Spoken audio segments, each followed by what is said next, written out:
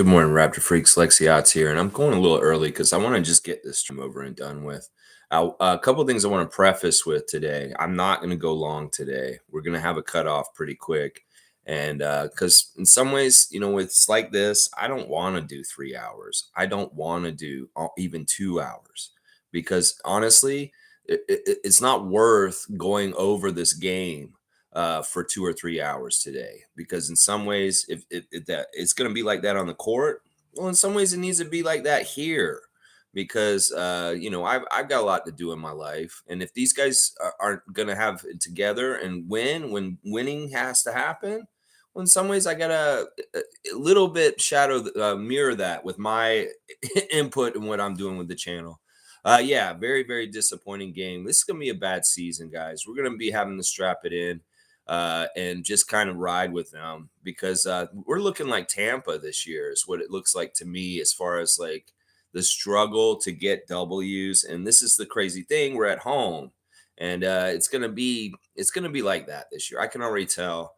This one was one we had to get, and we had every reason to get this one, and that's part of the reason why it's so sad the way we lost last night. Because we all know we should have won this game last night. They know it. And it's just like Chicago.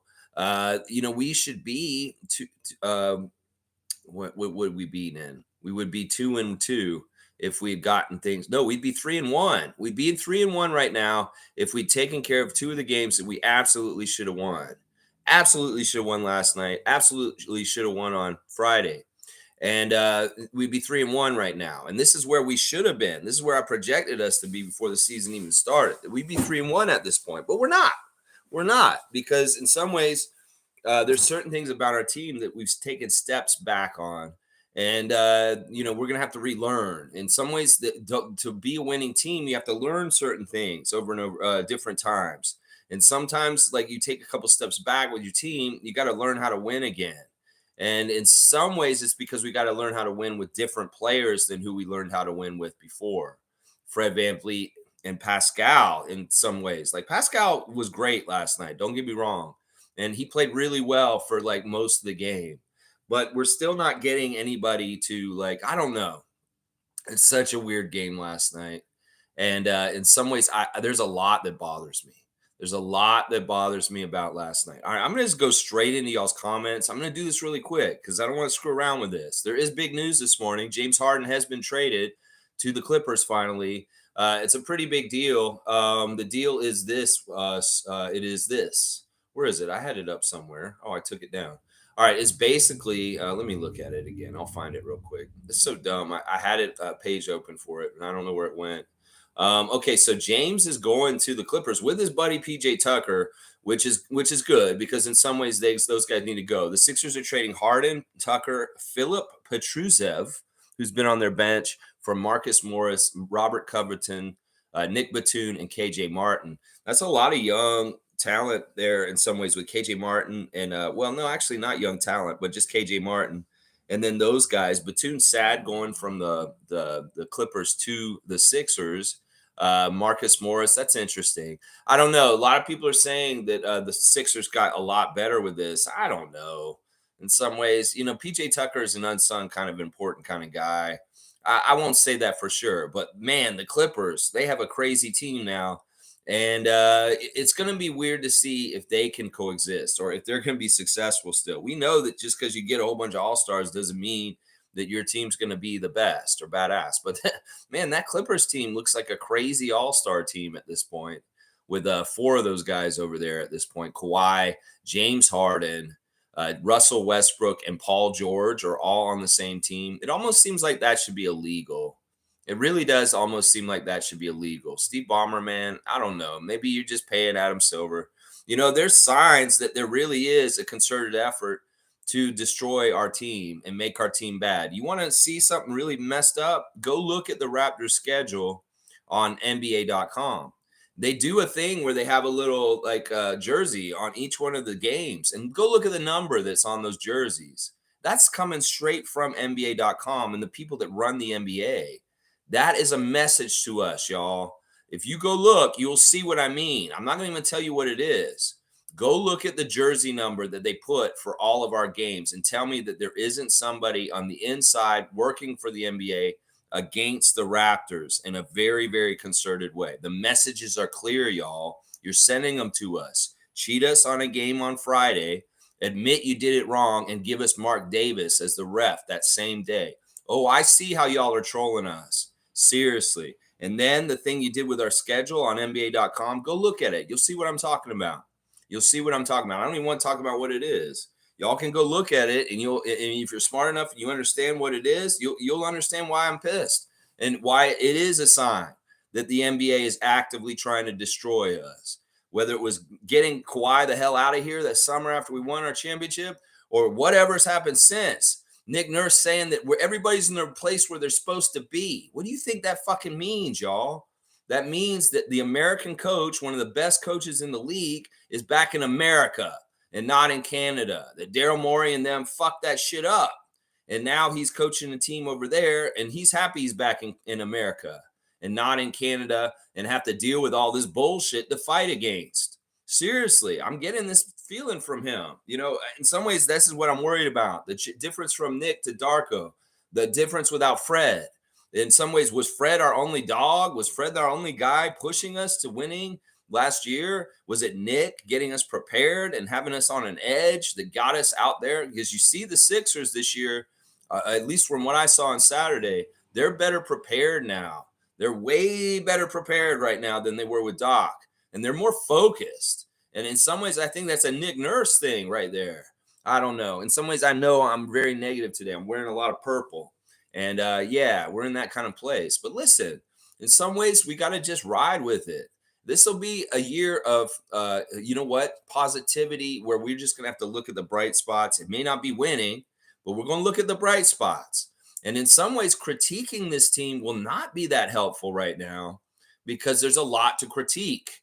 And they know what they got to do. I'm telling you, there's not anything we're going to say about what the Raptors need to do that they don't already fucking know. So in some ways, I really do want to focus on Gradey Dick being a huge surprise like last night. Once again, fitting in really well, looking like our sixth man, and doing like more than just being a three-point shooter. Last night, Gradey didn't shoot well. He didn't make a single three, but he had an impact on the game. He got some crazy rebounds. He was in there facing off with Ayton, literally guarding Ayton at times, which I'm like, holy crap, they got Gradey has to guard Ayton right now. And I'm like, holy crap. This is the thing. Our team could be symbolized right now in the skinny, wiry 19-year-old arms and legs of Gradey Dick. That in some ways, his body, until it fills out, that may be when we finally are back again. Seriously, y'all. So if you really want to look at where the Raptors are with things, look at Gradey's body at 19 years old and how he needs to fill it out. Yeah, we need to fill out our team in the same kind of way. And the schedule may be very, very similar. Let's just put it that way. All right, I'll start with the comments. I want to get this over with. I told y'all.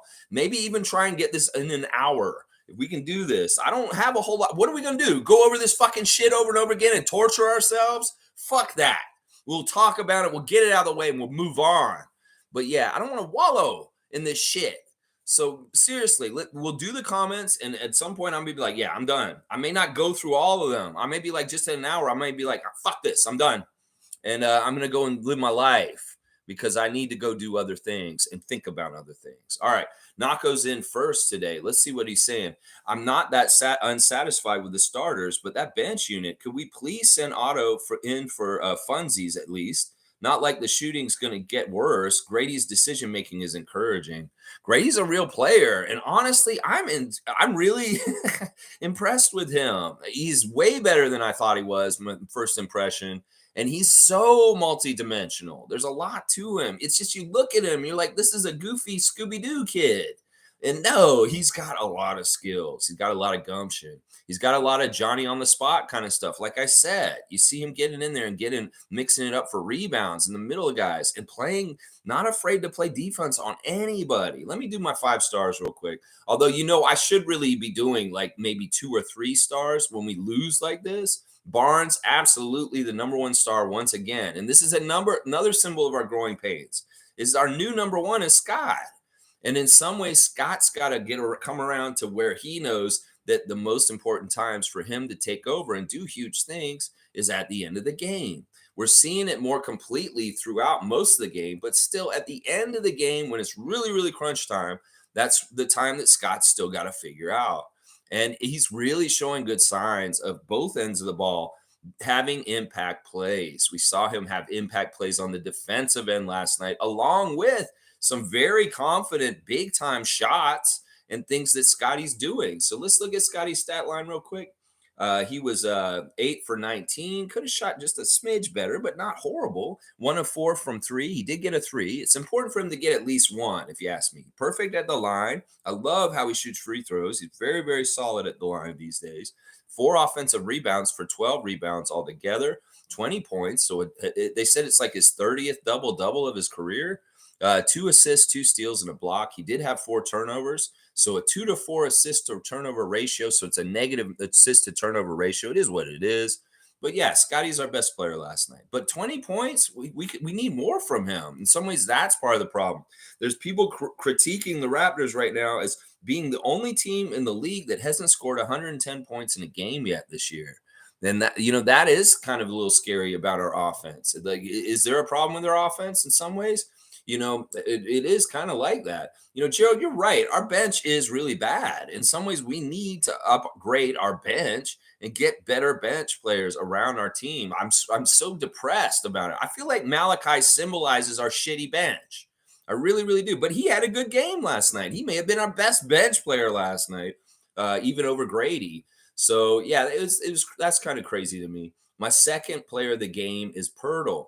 Pirtle was really good last night. He bounced back pretty good against Ayton compared to Embiid, who absolutely destroyed him the other night. 6 of 8 shooting for Pirtle, 2 for 3 at the free throw line. He hit free throw when it mattered late.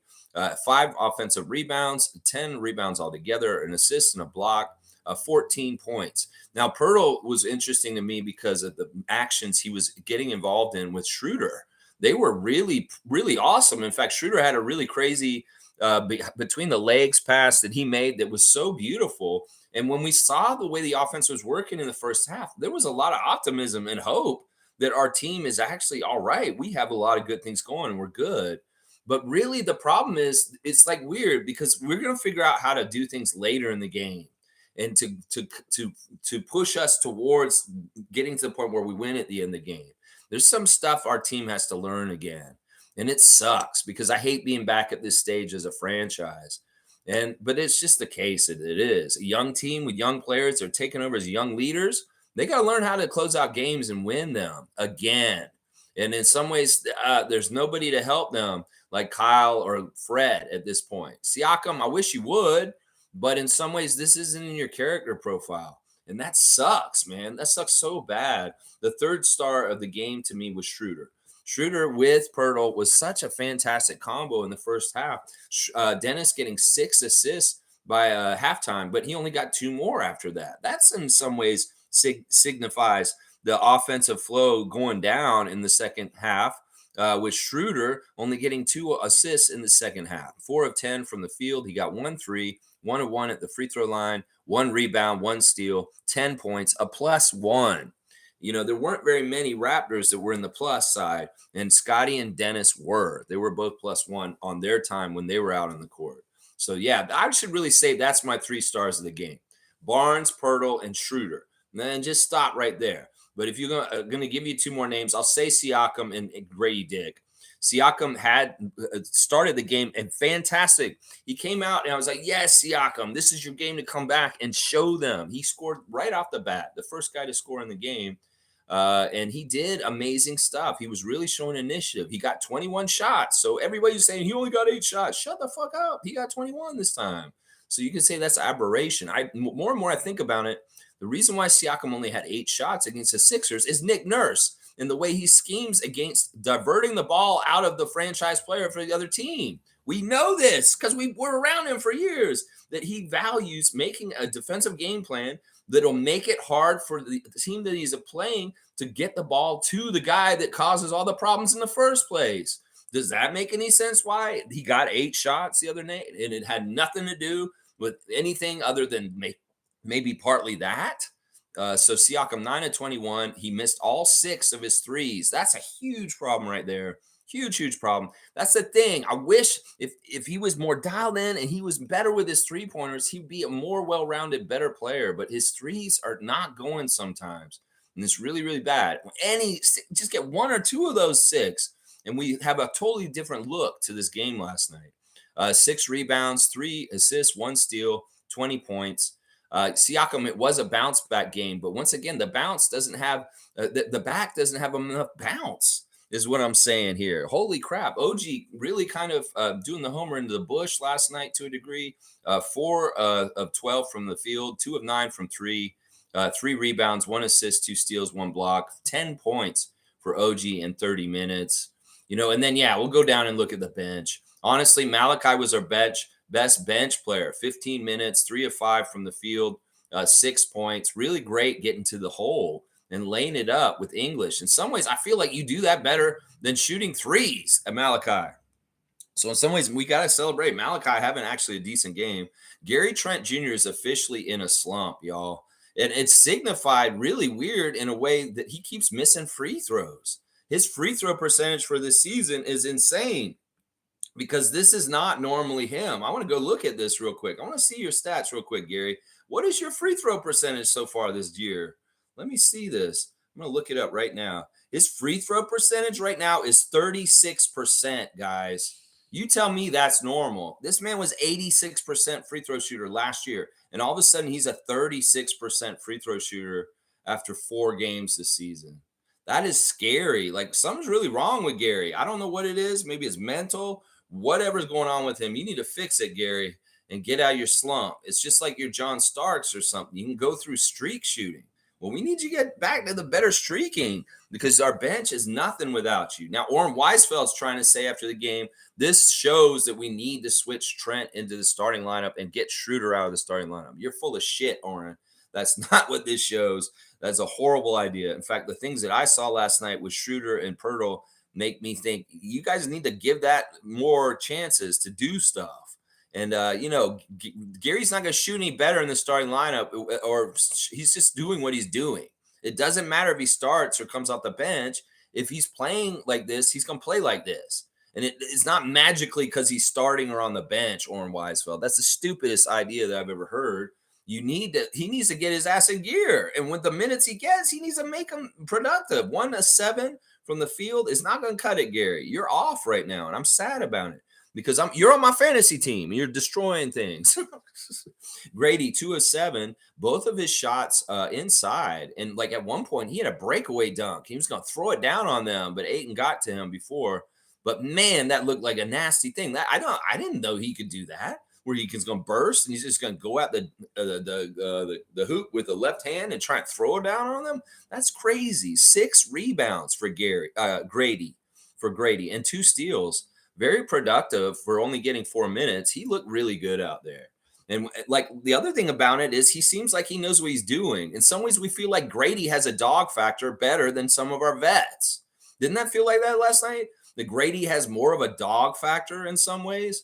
That's how I felt about it last night. I mean, Scottie's going to grow into it. It really is these youngsters. That's where we're at now.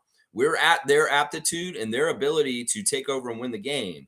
And we got to wait for Gradey and Scottie to be ready to fully mature to get to this. Scottie, of course, has levels of what he's got to do. And as I said, this team might as well be signified by the skinny little body of Gradey Dick. Until he puts on those muscles and he looks like a man, that may be when we're good again. In some ways, I don't know. We'll have to see. Holy crap. MSJ saying too many mistakes, but some things are coming together. Dennis and Yak, for instance. Dick is a player and rebounded well. I love it. Chris has given us some things to be optimistic and positive about, and I agree with all of them. Dennis and Jakob was really, really cool. I was calling it the umlaut connection. You see those 2 German-speaking guys get some stuff going on the court, and it's in such tight spots. I really feel like we need more Dennis all in general. The winning and the things he did with Team Germany, in some ways, this dude needs to be, like, in some ways, more in control of directing our team and getting ourselves in winning kind of situations. It's such a weird situation with our team right now, and it sucks. It's confusing, and there's all kinds of people jumping off the ledge in Raptors Nation as far as they don't want to be involved in any of this anymore. And they're just like, I'm done for the season. I see you, Seymour. I see you, Seymour. MSJ is also saying Barnes had 4 turnovers and 2 assists, and that is the key as it needs to be turned around. But slowly, it would seem. Gary was like, well, you tell me what he was. And Pascal, no focus. Pascal had energy. He was really showing some fire, and he came out smiling last night, which made me feel good. I felt really good things about what was happening last night for most of the night. And then the second half, this is the other fucked up thing. How do you let this happen, Raptors? I could go over all the reasons why what happened last night is horrible. The back-to-back they were on and we weren't on, and that was what happened. This team, that team is not totally together or that good, and we needed to win that game last night, and we didn't. We didn't for a lot of different reasons. MSJ saying this team doesn't have enough guard play to win. Flynn sucks. Gary sucked. Dick is only 19. Barnes is a turnover. Dennis was a +1. And this is going to go on and on. Trade Pascal for a guard or we're dead. I hate this. The person who killed us last night is this guy I said I don't want on our team. And, well, in some ways I have to eat my words today. That man looked like we could use him on our team last night. That's for damn sure, Malcolm Brogdon. And it really is like a veteran. Like, I see opportunities in the game that I can insert myself and have an impact and take this game towards us winning.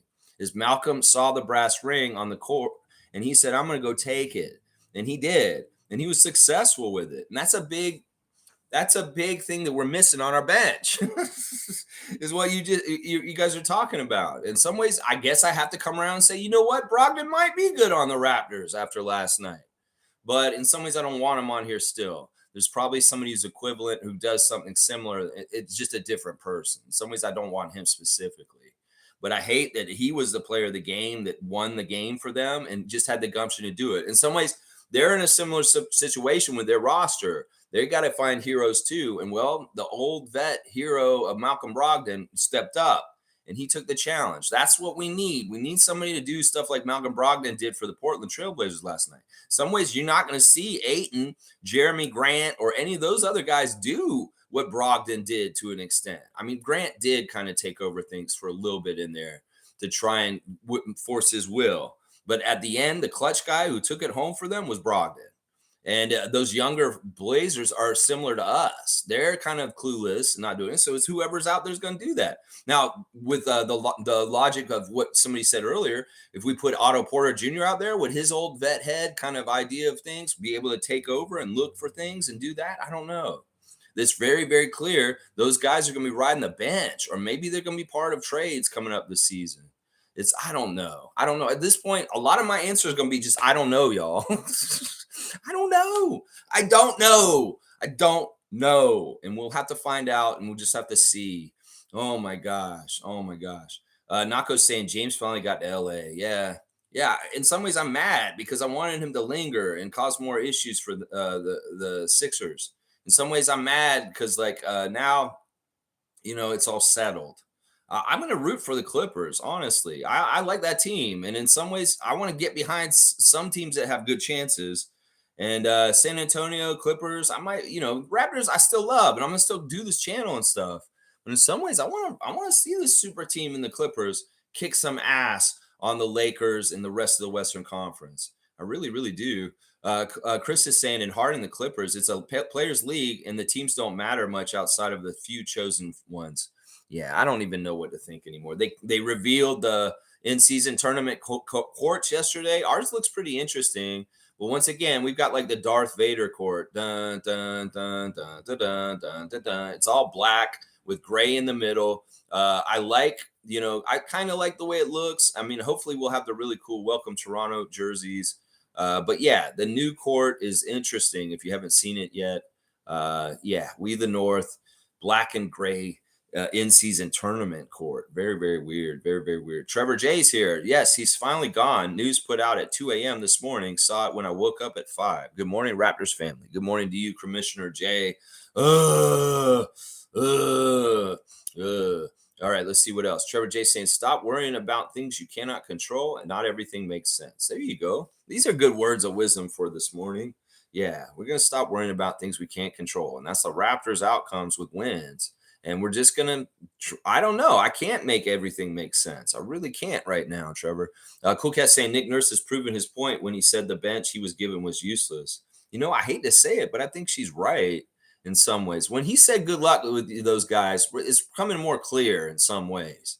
In some ways, the Nick Nurse effect on the players of getting them crazy up and competitive. And, all the years in the last couple of years where we were winning games or staying in games, like the dog in the game, I wonder how much of that was Nick's preparation and getting in there. Now, Darko hasn't had a chance to get established, and he may have all that in the future.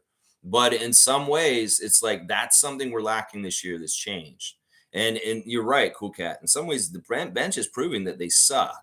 And I hate it because in some ways it's an extension of what the front office has done hasn't got there. I believed in y'all and y'all ain't doing it right. Come on now. Now we also got to say, the slight injuries hurt our bench. Precious and Koloko are two pieces. If they're available, that helps things to a degree. But I have no confidence in some of these guys. And I said get rid of Malachi this summer in some ways. And I don't know what they should fucking do. In some ways, I'm just going to trust in Bobby and Masai. And they're going to just do what they're going to do. And hopefully they make things better. They may need to do something sooner than later. They may really need to. Seriously, guys. Like James Harden just got traded last night. Well, maybe there does need to be a trade around the Raptors team soon. Very, very soon.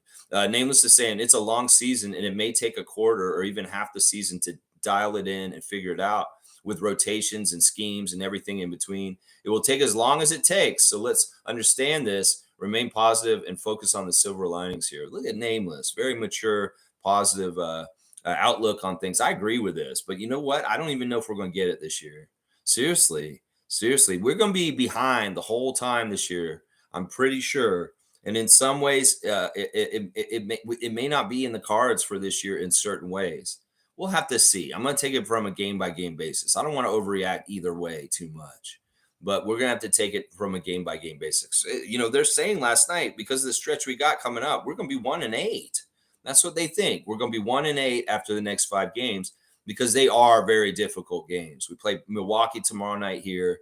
Then we go to Philadelphia and play them on Thursday night. And then we go on the road to play Dallas, San Antonio, and Boston, all on the road. 4-game road trip. Philadelphia, Dallas, San Antonio, and Boston, all on the road. It's going to be a haul, and holy crap. I mean, there will be some games on the other side of that seem like they're a little bit more winnable, and those are the games where I don't want to feel like I did last night or Friday night. Seriously, y'all need to win games that you can win, and in some ways, exactly right. When they asked Darko after the game, don't you feel like you just lost 2 games that were very winnable that you need to win in this season with this competitiveness and stuff like that? It is what it is. It's all learning, and it's all part of the process of starting over in some ways. I feel like we're starting over to a degree right now, and that's part of what sucks. Nameless is saying, I was hoping we could pick up from where we left off, but it's obvious that we're not going to be. We're a little bit lower than where we were last year, and we're going to have to start over. All right, let me see where you guys are at. No. Nameless is saying there's no magic player that will instantly turn things around. It doesn't work that way. And if you think otherwise, you're fooling yourself. Yeah, anybody who wants to make some crazy trade or tank to get a draft pick or something like that, listen, we may be losing anyway. And it's not going to be because we're trying to on purpose. Trust me. It's going to be we're going to try and win, but we may not be good enough to win. Kareem's saying we still have lots of work to do. Road to 79-3 continues.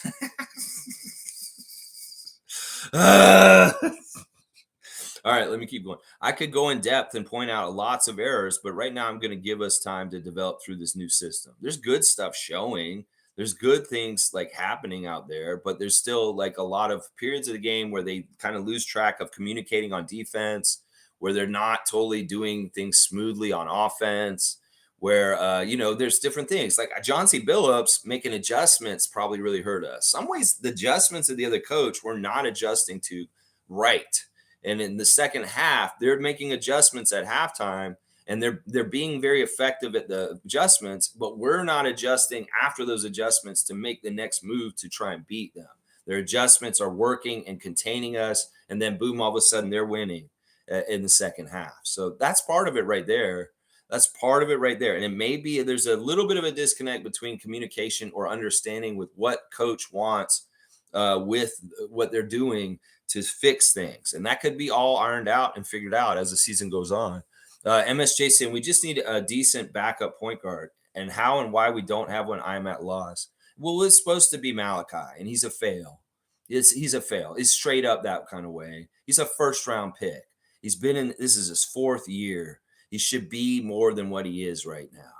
And we can say whatever reason why it's this or that or whatever, but he was the plan. He was the person who was supposed to be this. And he's not. He's just not. In some ways, I'd like to see Javon. I'd like to see Marquise. I would have liked to see Jeff maybe around right now. So who knows? Nako's saying, if I keep seeing the same from this team, then I would want to change to the roster. Yeah. Yeah. I mean, in some ways, we're going to have to. Like, if it's going to be like this, Masai and Bobby, you may need to pull that trigger and figure something out. Just make sure you're not getting a shitty deal. Make sure you get a lot and something good, and depending on who you're sending. I'm not even going to say who you should send exactly either. Dana's here. Good morning, everyone. Good morning to you, Canadian Dana. Happy to see you, even if it is the way it is right now. Nako saying it's probably going to be a frustrating season. I feel like I have more to look forward to in the future than I did in Tampa.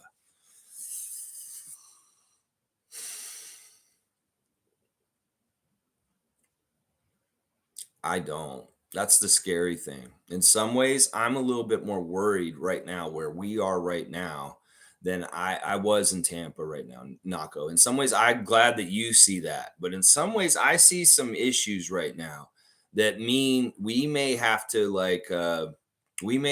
be a bad team for a couple years. And I don't like that. In Tampa, I could see us coming back and doing what we did and being a playoff team the next year. This year, I don't know what's going to happen. In fact, I'm really lowering my expectations for this season after the first 4 games, obviously. And in some ways, I'm leaving it wide open to things. I wish and I hope we can have a better record by the end of this year than we did last year. But even that, I don't think that's going to happen at this point right now. The way it feels right now, to be over 500 this season may not be in the cards. It may not be in the cards. Most teams in this league may be better than us this year. And I hate that. I hate that so much. Some people will say, well, what are you going to do? What are you going to get to? Or something like that. I don't know. And that's why we need our GMs in the front office and our coach and different people on the team to step up and figure out the path back to success once again. In some ways, I don't. In some ways, we can make excuses. They're in Tampa. And if you really think about the discount of being in Tampa, if we weren't in Tampa that year, what would our record have been if we had been in Toronto that year?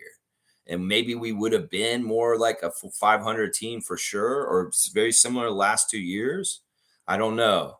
Now, the thing is with this year, that's the thing. We got to see. We got to just have to see. It's too early in some ways. It is too early to overreact, but I feel like we're for a long season for sure. And the interesting thing is it's going to have a weird effect on our fan nation. Some people are going to really just shit on us and be assholes and talk a whole bunch of trash and say all kinds of things. A lot of people will go away, and that'll be very interesting. In some ways, we need that. We might need some of the people. There's a lot of people covering the Raptors right now, and there's not going to be many very soon. Watch. These people are going to be like, well, why am I putting in this on my YouTube or something like that? Or are they going to just make negative shit all year? Whatever. But I'll be doing this still, but I'll bet you a lot of people will not want to do it anymore. Partly because, why should I care if they're going to be shitty anyway? And a lot of people will go away. A lot of people that aren't invested or dedicated will go away. And in some ways, I like that. Some ways, I like cutting some of the fat off of our fan nation and say, okay, you don't want to be a Raptors fan this year? Go ahead. You go ahead. You go do your thing.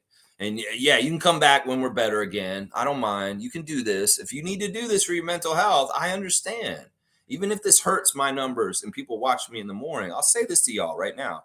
If you don't want to watch this season because you know it's going to be a bad season, you have every right, and I won't look at it. I won't look at you any other way. It's just know that I'm gonna be here still, and you don't have to be. Maybe in some ways I'm a masochist. I don't know, but in some ways, listen. I understand if some fans are gonna be like, "I'm fair weather. I'm sorry. I gotta go. I gotta go. I have more important things I can do in my life than spending money and time on the Raptors." Doug Smith already pointing out last night was not a sellout in the Raptors game last night. There were about 600 seats short. Well, they may see more of a trend like that. And that's not good in some ways, but it is in some ways because it kicks them in the ass financially in certain ways too. Yeah. Let's see. Cool Cat saying, good morning, Raptor Free Crew. I went to the game based on a cheap last minute. Our guys are struggling with Coach Darko's system, and the selfish play is scorched in their head that passing the ball without any advantage. It's weird because there were a couple times where they had the best shot, but they were too unselfish and they made an extra pass, and that was the wrong move. There's certain ways when you're coming at the basket, y'all, and you have certain force and you get in the lane, you need to go ahead and take that shot when you get that paint touch. I saw Scott and Chris in particular, those two guys pass up really good shots that were the best shot in the possession for they thought it was a better shot, handed it to somebody else being unselfish, and it was the wrong move. It really is. They got to recognize in smart basketball philosophy, and I'm seeing this all over the court in certain ways, and it drives me nuts. And it's symbolized that the kids that are coming up in basketball are not trained properly.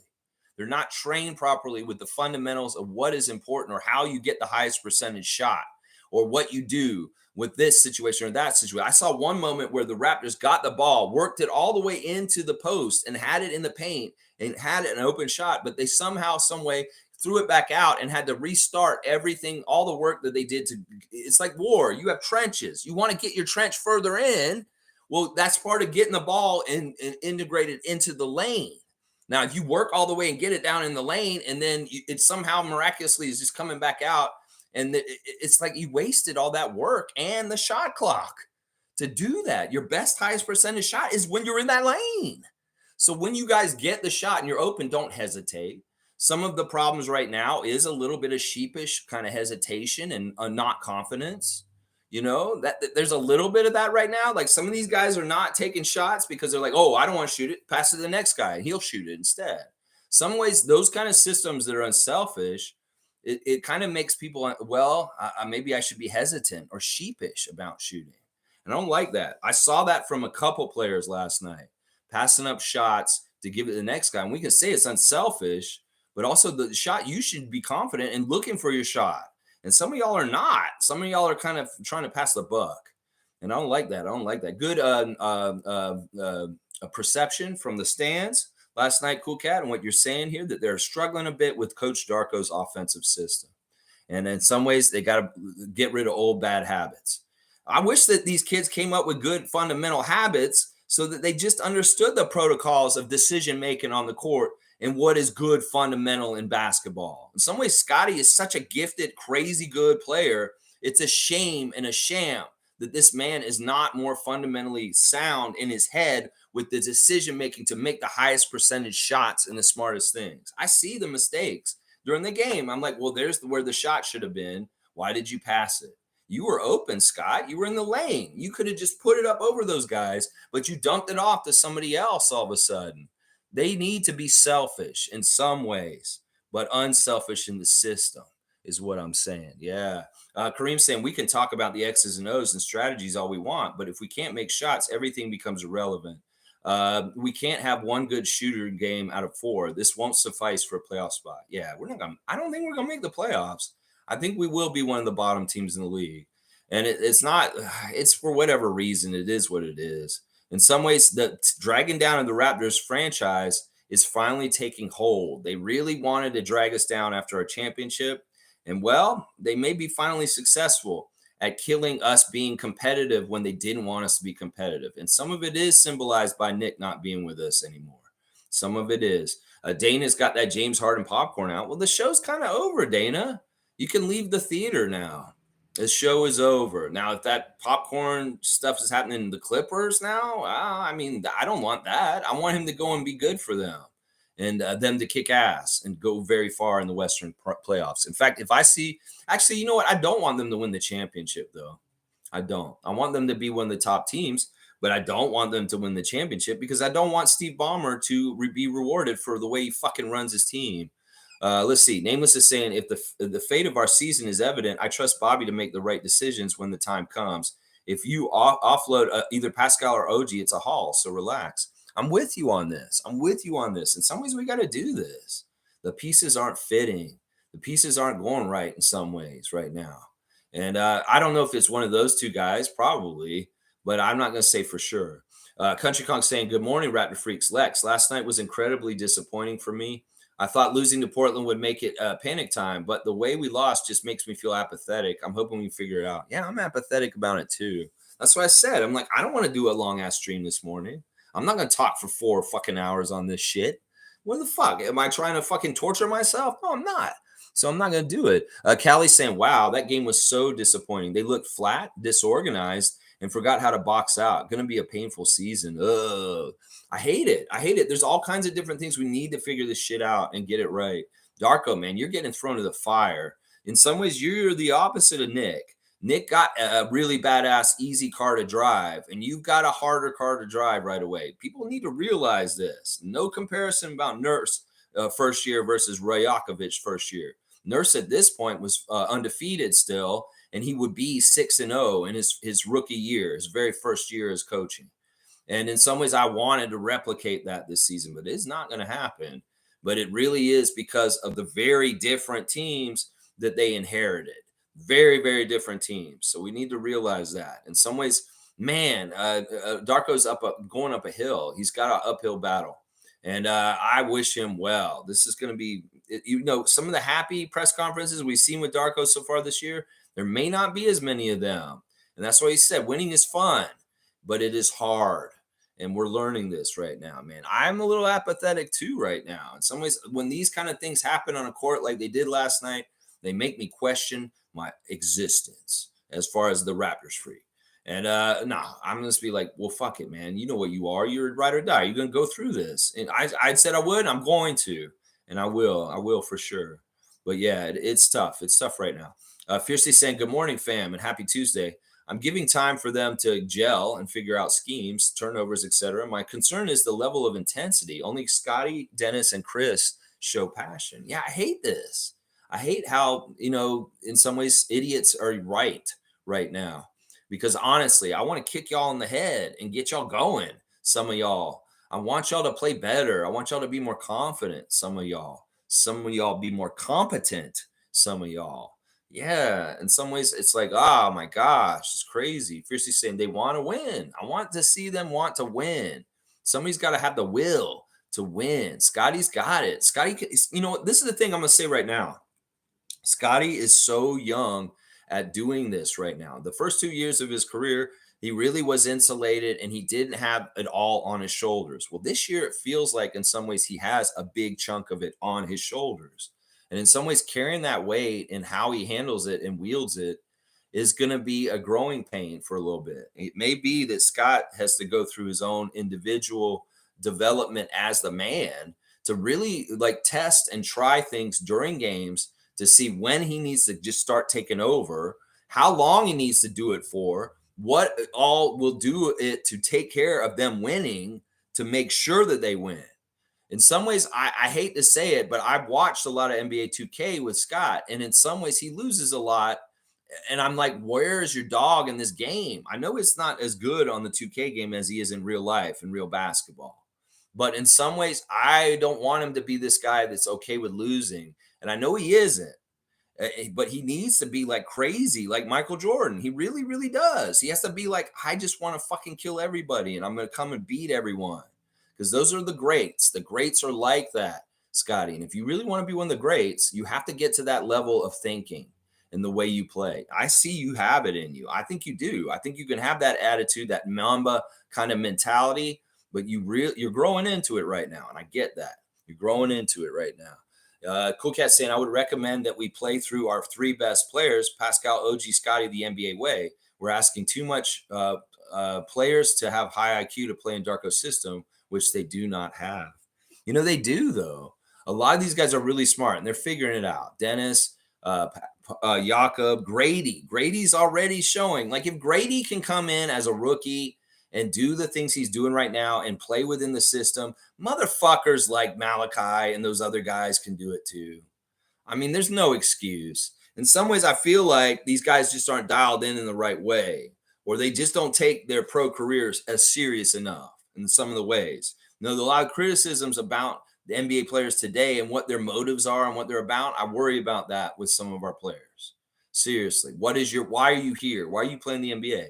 What is your deal? What are you trying to accomplish in your life? What are you trying to do with your life? You just, well, okay, this is enough for you, and this is just what you want. Okay, well, this is what Masai and Bobby are going to be figuring out, and who they're going to pay. That's right. I get what you're saying, Cool Cat, as far as things, but this is the thing. We're talking long term right now. We're not talking about short term band aid to help things right now to just get hollow W's that may not be sustainable. We're talking about implementing the system and really learning it and going through the fire and all the pain that may cause. But the other side should be good once we get it, once we master it. So I'll disagree with your recommendation, but it's mostly because it's not going to help us long term. It could be a short term band aid, but it won't be good for our team and things. So they need to learn this. They need to take it in, and we can't just scrap it right off the beginning because it's not working exactly right now. Let's see. MSJ saying this team wins ugly. We shot ourselves in the foot with just dumb play. This can be corrected. Just too many unforced errors, poor shooting. But Fred VanVleet is shooting 37%, so he wouldn't help. Rebuild. All right, MSJ. All right, let me break it down. Fred would help in some ways because he knows when's the time to go. He's the guy who kind of was a push in the end of the game for us to get up, to get and go take the games at the end of the game. And that's some ways what I was saying when I said Fred has a treasure map. So we need that to show up again. We need somebody to draw their new treasure map, and maybe the gold is better there. There may be a lot more gold, like a lot more gold. Scottie's treasure map figures this out, then that could be really good. So Scottie, watch the Goonies for like 24 hours straight, and you can find that treasure map. And that's what I'm talking about. MSJ is true. A lot of this stuff that's happening is dumb, messed up plays, or just not thinking, not staying together, not concentrating, lapse of judgment, wrong place you're sitting, staying. There's all kinds of different little dumb mistakes that can be cleaned up. And the video has proof, and they'll show it to them, as they said in the videos, and after the game, and then boom, they see it, and they're going to try to figure it out. It's going to be a tough season to keep morale up. And in some ways, we should be glad we have Darko for that reason. Hopefully he has a really good way of juggling, failure with keeping vibes high. Because in some ways, that's going to be one of the big fights this year, is to not get down and to stay together. We need to stay together as best as possible, too. Country Con saying Scottie used the word pride 3 times during the post-game presser, 8 and had 22 rebounds. I think losing the Bulls game was tough for this group. It seems like we needed that win as bad as the Bulls. Oh, yeah. We needed both those wins really seriously bad, and they're both huge fails, and it sucks. But maybe we got to have these huge fails. You got to go down to get back up. And in some ways, that's it's going to be a process. We're going to see tempered expectations now. Kareem saying Jack said something that makes perfect sense. Hot potato offense doesn't allow the Raptors to attract the double teams. People are playing us straight up when we have 2 players that demand double teams. Yeah. Isn't that crazy? Yeah, hot potato offense doesn't. That kind of makes sense in theory. That totally makes sense, Kareem. Yeah. I mean, I can get that. That kind of makes sense. I don't know if that helps with things, though. I don't know. In some ways, this is above my pay grade, and this is for those guys to figure out. Dana's seeing what I said about our schedule, and you can see that they are very much trolling us from the inside, and there is a force against us. She's seen what I saw on our schedule on NBA.com. Go look at it, and you'll see what I'm talking about. And she's saying, wow, the NBA is trash for that. Yeah. Somebody that works in the NBA front office obviously has a vendetta against us because there's only one person that wore that number. There's only one person in the history of our team. And you go look at that, you'll find out. G's saying 10-man rotation may not be a realistic option. Why are the vets not playing? Pascal is confusing me. Do you think years of taking crap has set in? Fred's PNR with Yak was key, and he is a dog.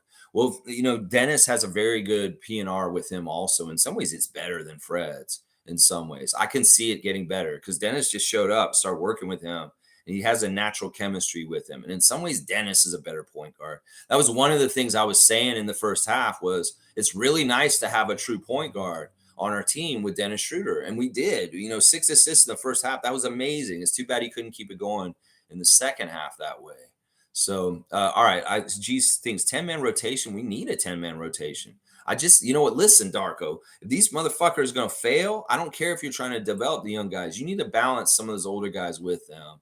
It's really weird that Thaddeus, Otto, and Garrett none of them have played a regular season game yet. You need to fucking start balancing those guys with them, and that may help this whole situation. Maybe bench Jalen McDaniels and Malachi the next game and play Otto and Thad. And just seriously, I don't like how you're totally ignoring your vets, because in some ways we might need them just for stability and not fucking up and just smarts in some ways. All right, let's see. And then you're also saying Pascal's confusing you. I don't know what's going on with Pascal. I don't want him to get in his head. You want it to be fun. You want to be a happy life. Just be happy, dude. Forget about the rest of the world. Do whatever you do in your life. Concentrate on what you do and just come back focused and kick ass. That's what I want from Siakam. I'm not going to bag on him. He played pretty good for the most part last night. It's just, once again, we don't have a hero. We don't have a franchise player that's showing up at the end of the game. And I wish he would. Fiercely saying, plot twist, Danny Green may reunite with Darko as a Raptor. Does that make sense, though? I don't know. Was he ever with Darko? Did they have a relationship? From where? I don't know where they were with each other. I don't know. If Danny Green showed back up on our team, I wouldn't be too upset. He would help us in some ways, but in some ways he wouldn't. Because honestly, he's old, he's slow, and his shot is hot and cold, just like Gary.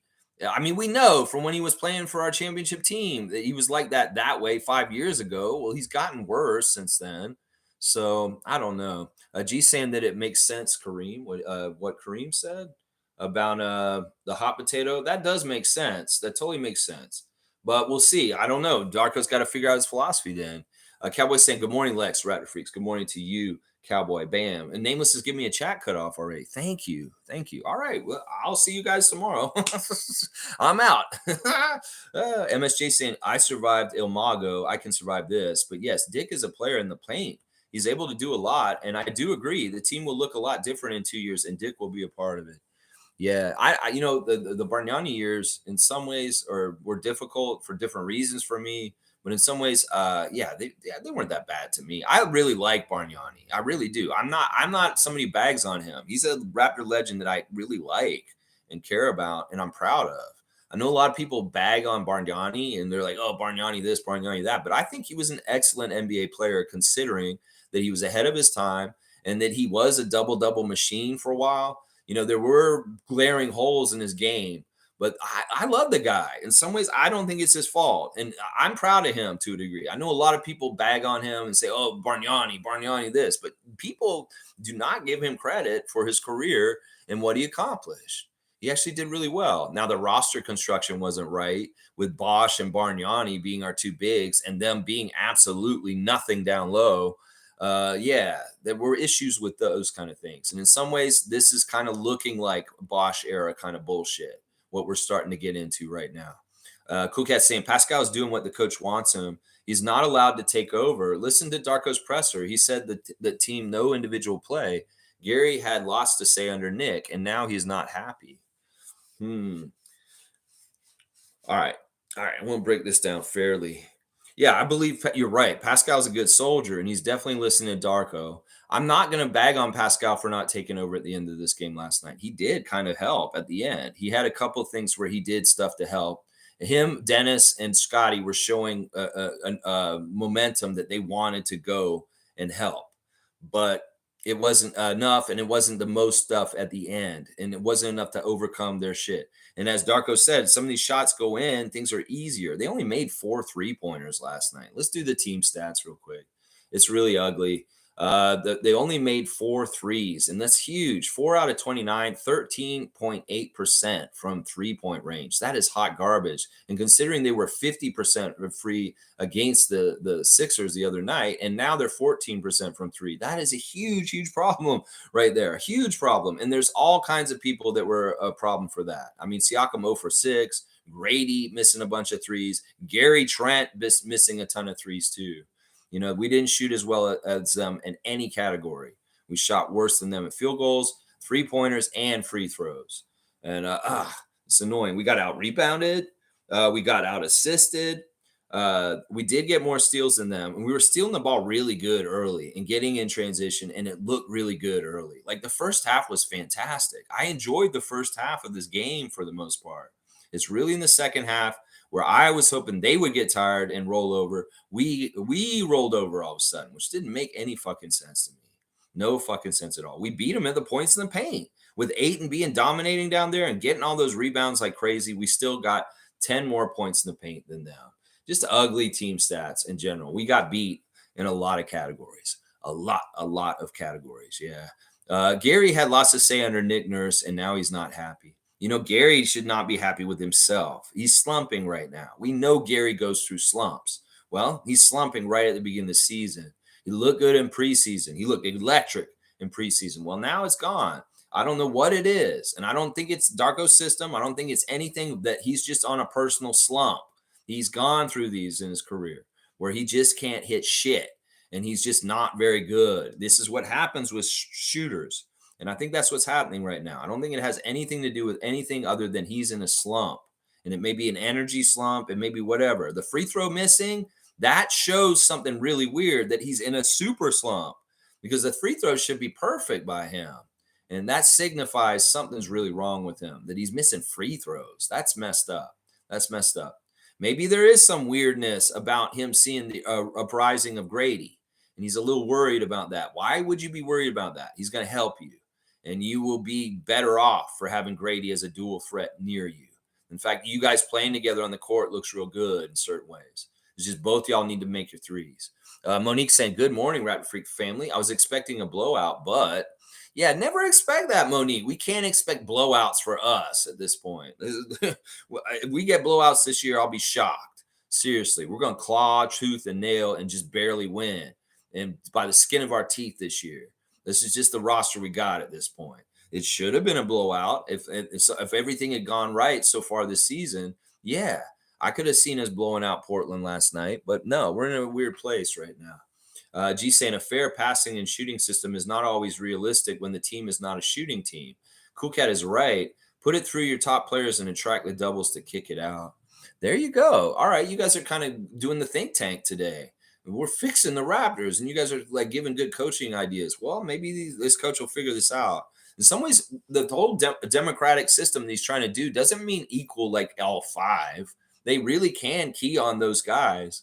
And maybe you're right as far as things. Maybe there's a happy medium.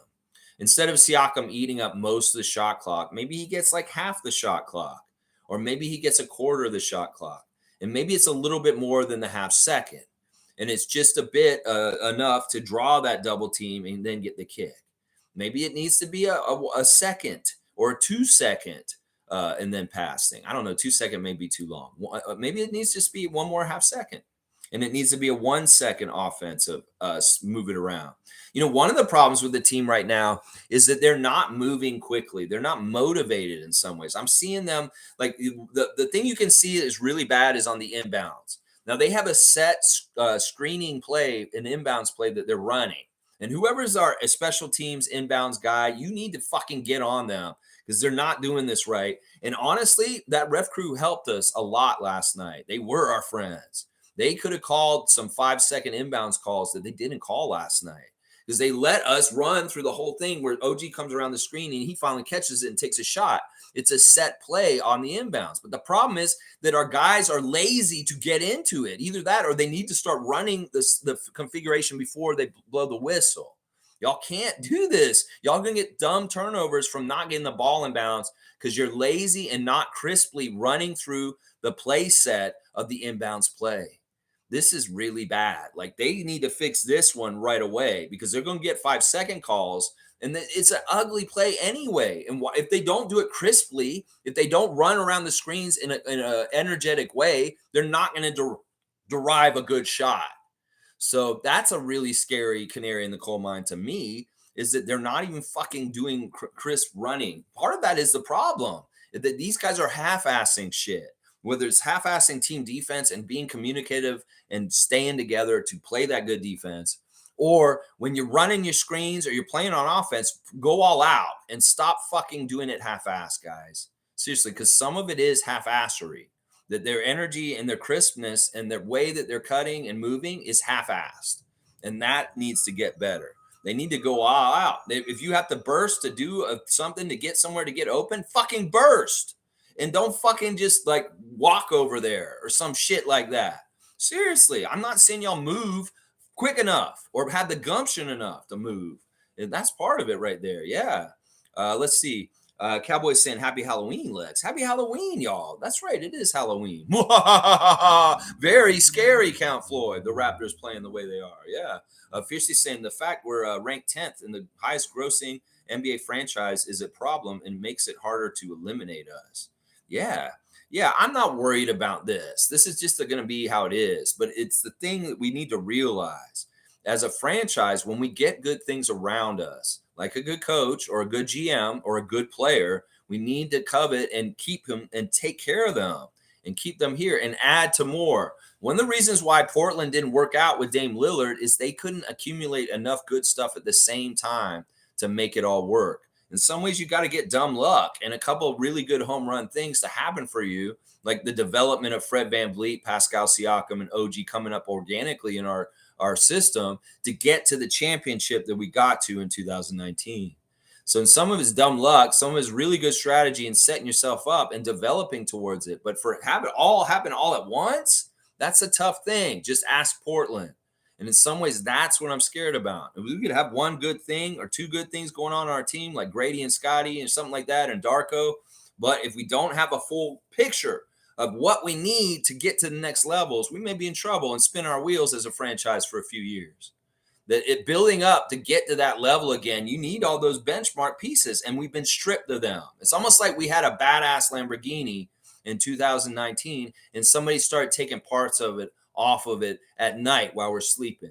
Whether it was the engine, Kawhi Leonard, first right off the bat. They've come and stripped parts from our machine, our championship team, every single offseason since we won that championship. And last year, this summer, two big ones, Nick Nurse and Fred VanVleet are gone now. And that our championship team is the remnants of it are in Siakam and barely in Boucher and OG. And it's just, what the fuck? You know, does this happen to Golden State? Did this happen to them? No, it's unfair targeting in some ways, in certain ways by the NBA. And I'm sure there's all kinds of levels of bullshit on the down low. This is why Masai is a G, and we need him. Without him, we're in even worse trouble, y'all. Seriously. We have an inept GM, and then all of a sudden, we're fucking 200 team for fucking 10 years, y'all. That's why y'all idiot fans that are so toxic, you don't understand how you can just be part of destroying our franchise from within with all your bullshit. You don't understand how much you've damaged our team the last couple of years with all your over bullshit. Seriously. And you do not understand how bad it can get. What you might find out real soon is what's going to happen. Seriously. And I hate to say that. And I didn't want it to get like this. I've been trying to protect it and help keep it going in a positive way. And you motherfuckers are negging this team to fucking dust. Yeah, you fucks all over Twitter and Reddit and fucking Instagram and fucking Facebook. You fucking negging this team to fucking dust with your fucking overanalyzing and your fucking armchair quarterback, and when you don't even fucking know jack shit about the NBA in fucking reality. Yeah. That's what I'm saying right now. And to a degree, our fans are to blame for partly where we're at right now. Seriously. Seriously. Monique's saying shouldn't have been that close. We should have won. You're right. We should have won, Mo. We should have won. Cool Cat saying Darko's scheme is too dependent on threes, and that is not our team strength. Root of the issue. We really need to play to the team's strength and skills and not force a system that everyone can't handle. Well, what is our goals, Cool Cat? That could be part of it. Maybe our goal isn't for that fucking kind of shit. Maybe our goal is to establish the system with the shooters as they come, as they wake up. Maybe we don't have the right shooters this year, but we keep doing the fucking system until we get the right shooters and it works. You can say we should switch and change plans right now, but that's not what's going to happen. We're going to keep doing this because this is what we want to do right now. And we may not have the right exact personnel, but maybe we'll find it very soon. That's the thing. What you're saying is the way to like what Nick was doing last year, what Masai didn't want anymore. to just ignore development, to just double down on your best shit and go with it. No, we're going to have to lose. And we're going to have to go through playing Gradey and Scottie and them making rookie mistakes and making fundamentally bad mistakes and learning the hard way. That's what we're going to do. Seriously. I mean, I know in some ways what you're saying is, well, this is the way we could win right now. They don't give a shit about that, though. We need to think about 2-3 years from now. And in some ways, the things we do right now, we don't want to do half-assed. In some ways, like with Nick, where it's just like, oh, we're right in the middle. No, in some ways, we do need to lose and go ahead and allow these guys to do what Darko's system is and let them develop.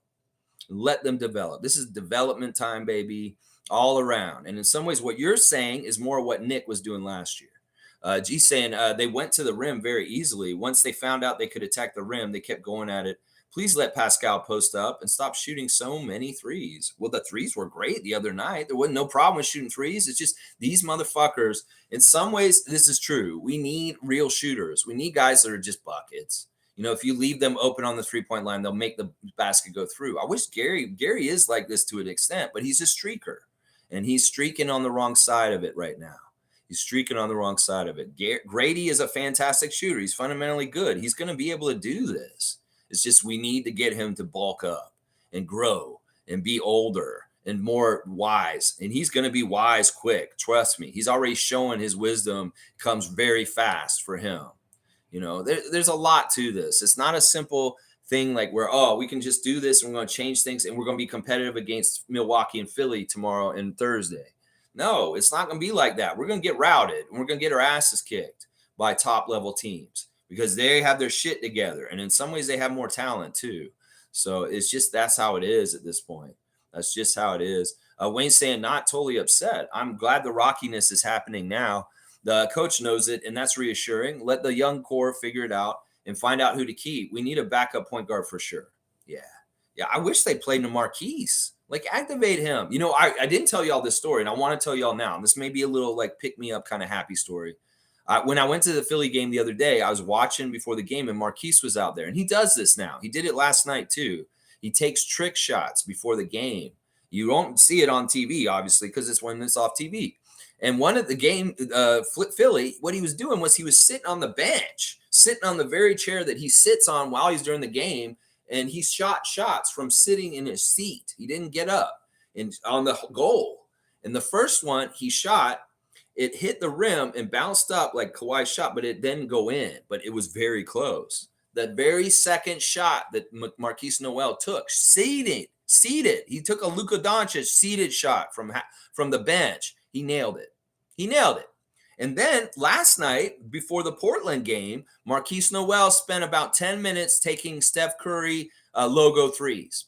Now, he didn't hit them very well at first, but once he got it and he got his target, he was nailing long threes from logo Steph Curry range. So I don't know. I don't know what they're going to do. I don't know what they need to do, but I want to see Marquise Noel. In some ways, if we're really going deep and digging deep and looking at stuff, well, let's get a look at this guy. Let's get a look at Javon Freeman Liberty. Yeah, I'm glad Wayne's not totally upset. The rockiness was going to happen. And, well, it's going to happen now. We're not going to get a little honeymoon period where we're going to have a lot of success at the beginning of the year and then maybe fall into something. No, we're falling into it right away. And that's just how it is. One guy saying, who the fuck is number 46? You know who he is, fun guy. And that's what I'm saying. The NBA is trolling us from inside. Fuck you, NBA. Fuck you. You want to turn off the Raptors fan base? You want to have Tim Donaghy say there's no way the Raptors are going to win a championship ever again? Yeah, you're going to lose more and more business on this side of the border if you really want to make the Raptors fans fair weather. You're going to get that, seriously. And I hate that. In some ways, it'll be more like the Blue Jays. And people will be very kind of half-assed about their fandom for them. Right now, we're very passionate and we're bought in, but we won't be very soon, partly because of how y'all have destroyed our franchise from within.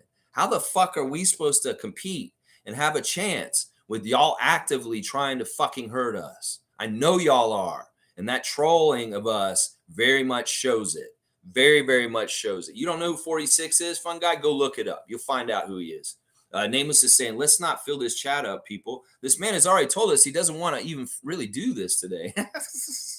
Thank you, Nameless. I'm going to give you a dunk for being considerate in that way. Yeah, I'm gonna fucking get out of here soon. I'm gonna leave the house and go do a bunch of shit very soon, and that's part of the reason why I want to get done.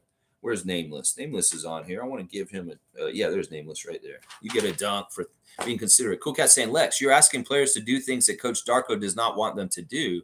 He wants a FIBA style play, and that's it. What do you mean? What am I asking them to? It's what you guys want them to do. I want them to do Darko's system. I want them to listen to coach and go ahead and do it. I think that if you're an NBA player, and like Pascal said, he can do whatever with every coach. He should be able to do this, and I think he can. It's just there's a little bit of a growing pains and kind of getting it set up is really kind of what it is. Oh, fun guy saying, nah, Nameless. Lex is a diehard. He said, through the good and the bad, can't dodge it. Some of us have been screaming the direction this franchise is bad due to the front office. They better fix it soon. I know y'all been saying that, but also I've got to maybe make this point. Consider how much worse it could be if there were other people running it and they were getting guys stolen from them. Like, what if we had made a bad trade for Anunoby to go somewhere else and we didn't get anything good from it? You know, there's a lot of levels to this, fun guy. You could say our front office hasn't been trying to do this, but they may be fighting against very strong powers to fuck them up. Well, how the fuck are you supposed to deal with Steve Ballmer tampering in a crazy ass pocketbook that is, or Uncle Dennis? How are you supposed to fucking deal with certain things like having to play in Tampa? I'm telling you, it's not totally the front office doing their best, considering everything. Y'all can say they're failing, but honestly, there may be worse levels of failure with other people in charge. And we need to remember that. Seriously, we need to remember that. I hope they fix it soon, too. Cowboy saying, everyone just keep your heads up. We'll get better. Bam. I love that, Bradley. Thank you. Country Kong saying, our chemistry was concerning last night. It wasn't so much the fact we lost as much as the way we lost. We looked disorganized and disjointed. I'm glad Pascal shot more threes, but 0 for 6 is seriously tough. Yeah, this is all very, very good points by Country Kong. The chemistry and the disorganization is very concerning and makes me go back to Tampa year. It really, really does. Really, really does. And, a bunch of these guys could have shot threes better. You want me to go look at the three-point shooters and call out who was missing the threes last night? We already talked about Siakam. 2 for 9 for Anunoby. 1 for 4 for Barnes. Schroeder, 1 for 3. I'll take that. That's the only one that I'm okay with. And then the whole bench. Collectively, 0 for 7. From 3. 0 for 7 for the bench, 0 for 6 for Siakam, 2 of 9 for Anunoby, 4 of 29 overall. That is absolutely a huge thing that killed us. We got to play a mostly perfect game, and we're not even close to playing any kind of perfect anything at all right now. It's just how it is. Nameless is saying, well, I'm going to follow the man's wishes. That's what I'll do. Thank you, Nameless. I appreciate that. I'll probably do 2 hours anyway, but we're not doing no fucking 3 hours. That's for sure. MSJ saying, yeah, no comment. Let Lex leave this one early. I appreciate that, guys. Seymour saying, yes, that is normal for Trent. Told y'all his jersey should come with construction boots. Man shoots nothing but bricks. It just comes and goes from time to time. When he's on, he is on. He's amazing. He really is that classic NBA streak shooter. Fun guy saying, I tried so hard with the fake excitement, but to be honest, I didn't think of the Raptors all season or all summer. Shit ain't good. You could tell this was going to happen. Laugh out loud. Well, I was hoping that magically things could be really good. Like Darko just is an instant success in some ways. I thought hopefully magically, the ingredients and changes to our team would look better. But, in some ways, hey, I'm a positive person. I'm going to start at the top and then I'll bring it down as I need to reality. And in some ways, I want to shoot for the sky and think, yeah, they could be this, they could be that. Well, we see reality. Reality hits hard, and you start learning to temper your expectations and to learn to be a supportive Raptors fan in negative times. That's a big, big, hard thing to do. In some ways, the fight that we have is the same as those guys keeping it together and staying positive on the inside. Is like we could all turn negative and go like some of the fans are just like wanting to smack the team around like a child that has done bad things. Oh, fuck you, beat the hell out of them. Well, how does that help anything? No, it doesn't. So in some ways, we have the same kind of task as the team itself to stay together and stay positive. So let's do that. And some of the fans are going to mirror the other toxic shit. Well, fuck them. And I ain't got no time for y'all. I'm not going to read your comments. I'm not going to listen to your noise. I'm going to do what I do here. And anybody who wants to come and be constructively critics and positive and looking towards good things in the future, come with me. If you want to wallow in it and say, this and this and this, yeah, go just do your thing on your own. It's a free world. Fun guy saying, I tried to, okay, yeah, I read that already. Cool Cat saying, folks have to understand we are under a new coach and the front office public statements did not serve the players any good. This is a front office problem, sad to say. Nick Nurse was right. Nah, I'm not going to do this, Cool Cat. I'm serious. I'm not going to do this. This would be like, seriously, we're feeling the pain of losing Nick Nurse right now. You don't understand. It will be even worse with the front office. It'll be even worse. You guys be careful what you fucking wish for. That's what I'll say right now. Be careful. Seriously. And last year we got some of those things to happen and they were bad things. Seriously. In some ways, riding through what happened with Nick and having him still on our team right now may feel better right now than what's going on. Seriously, instead of firing him. Although, we needed to in some ways. I get it. And Fred's departure is hurting us right now. I'm not going to lie. We miss Fred right now. We really do. Monique's saying, why was DeAndre dominating the board? I don't know. Because he's dominating? I don't know. Yeah, we'll look at the Blazers a little bit in their victory. They were lowly. They needed a win. And in some ways, they were hungry. That's what I said yesterday morning. These guys are hungry. They're very hungry. They need a win. They haven't had any success so far. I hate seeing Thibault out there getting 3 for 4 from 3 with 9 points, 8 and 23 rebounds. That is the most rebounds he's ever got in his career, a 23-10 game. Yeah, that's disgusting. 16 rebounds. You can get 16 defensive rebounds when the other team can't shoot. If we're going to miss all those threes, of course Aiden's going to get 23 rebounds because it's a lot of missed shots by the Raptors. Let's see. Cool Cat saying Scottie will now learn what Fred and Pascal were going through when players didn't listen to them. Ooh. Man, Cool Cat is really like going straight with Siakam. In some ways, I get it. And I'm glad that you're a very, very like dedicated, loyal person to Siakam. But in some ways, I get it. I get it what you're saying. And it's fair what you're saying. But in some ways, I don't like hearing what this is. Fun guy saying front office is absolutely shit. Gave a lottery pick for Jakob, who's not athletic, can't jump, shot block, score, laugh my ass off, and let our players hit free agency. Sheesh, worst management I've seen in a while. All right, fun guy, I'm going to give you a strike because that's not what we're doing here.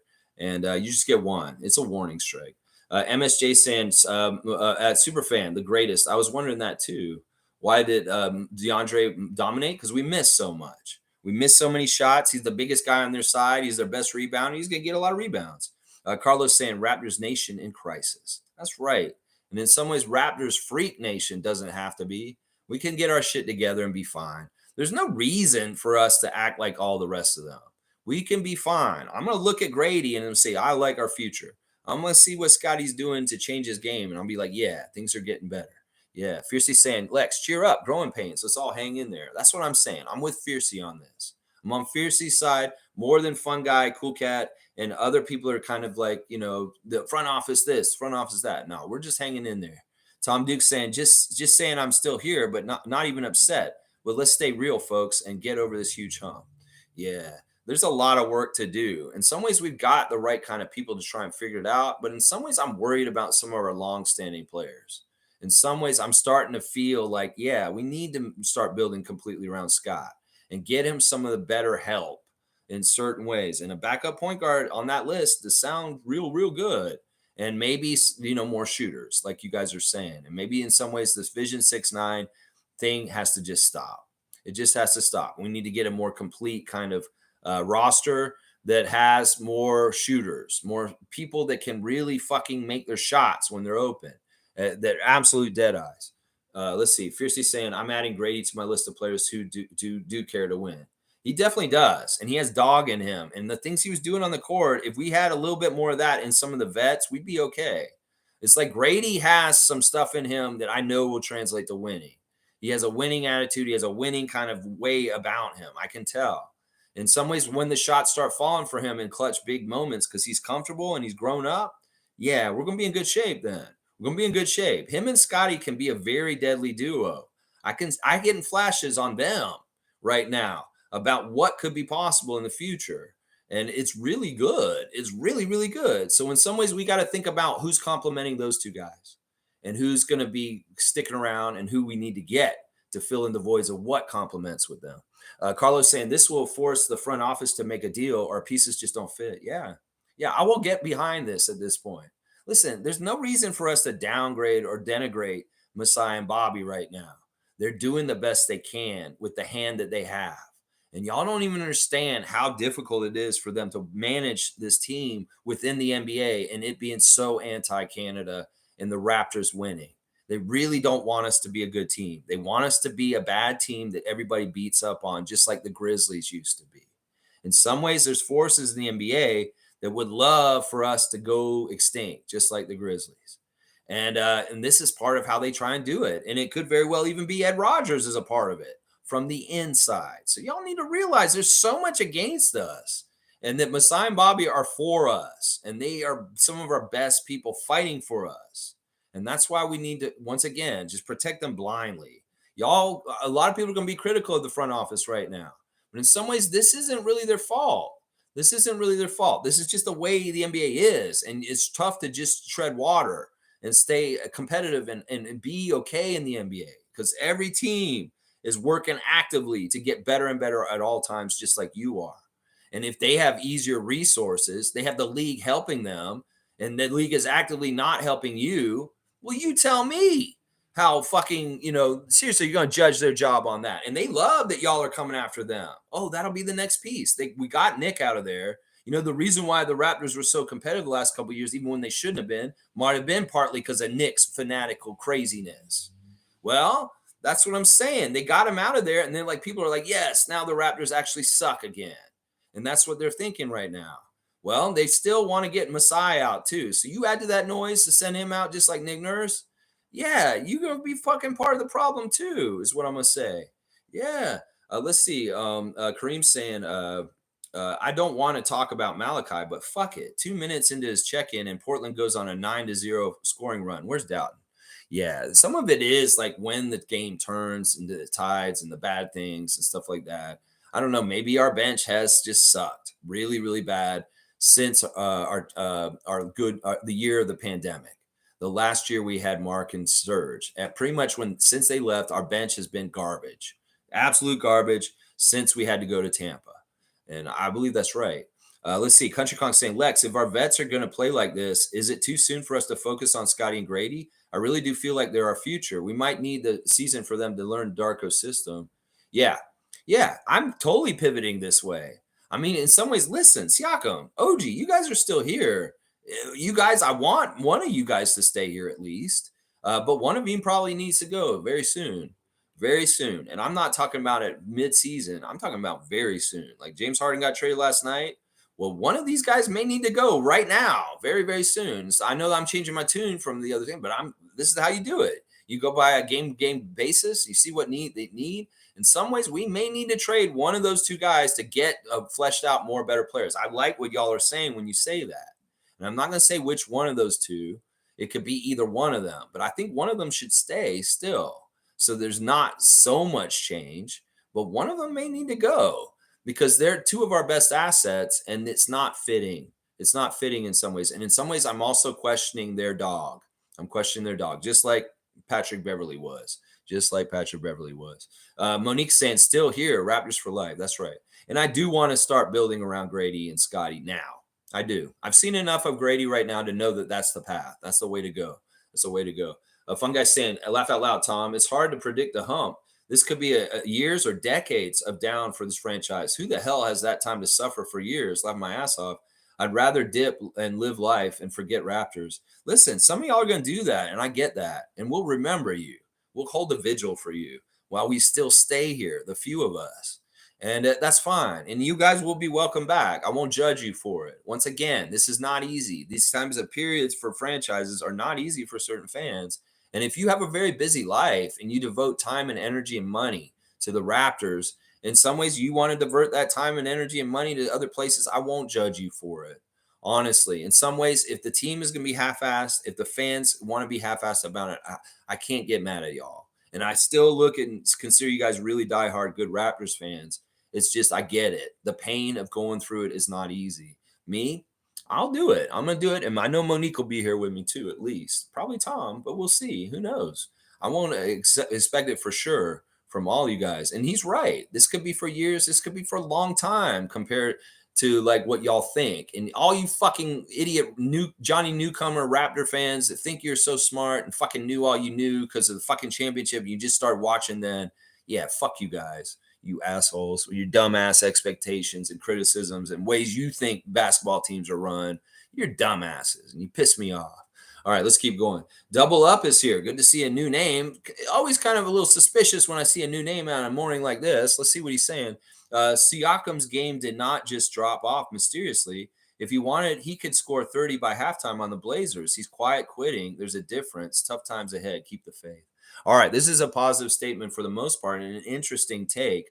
Respect, Doubled Up. And we're here every morning, even if it's painful, 9:30 a.m., talking about the Raptors. I'll be back tomorrow for a preview for the Milwaukee game.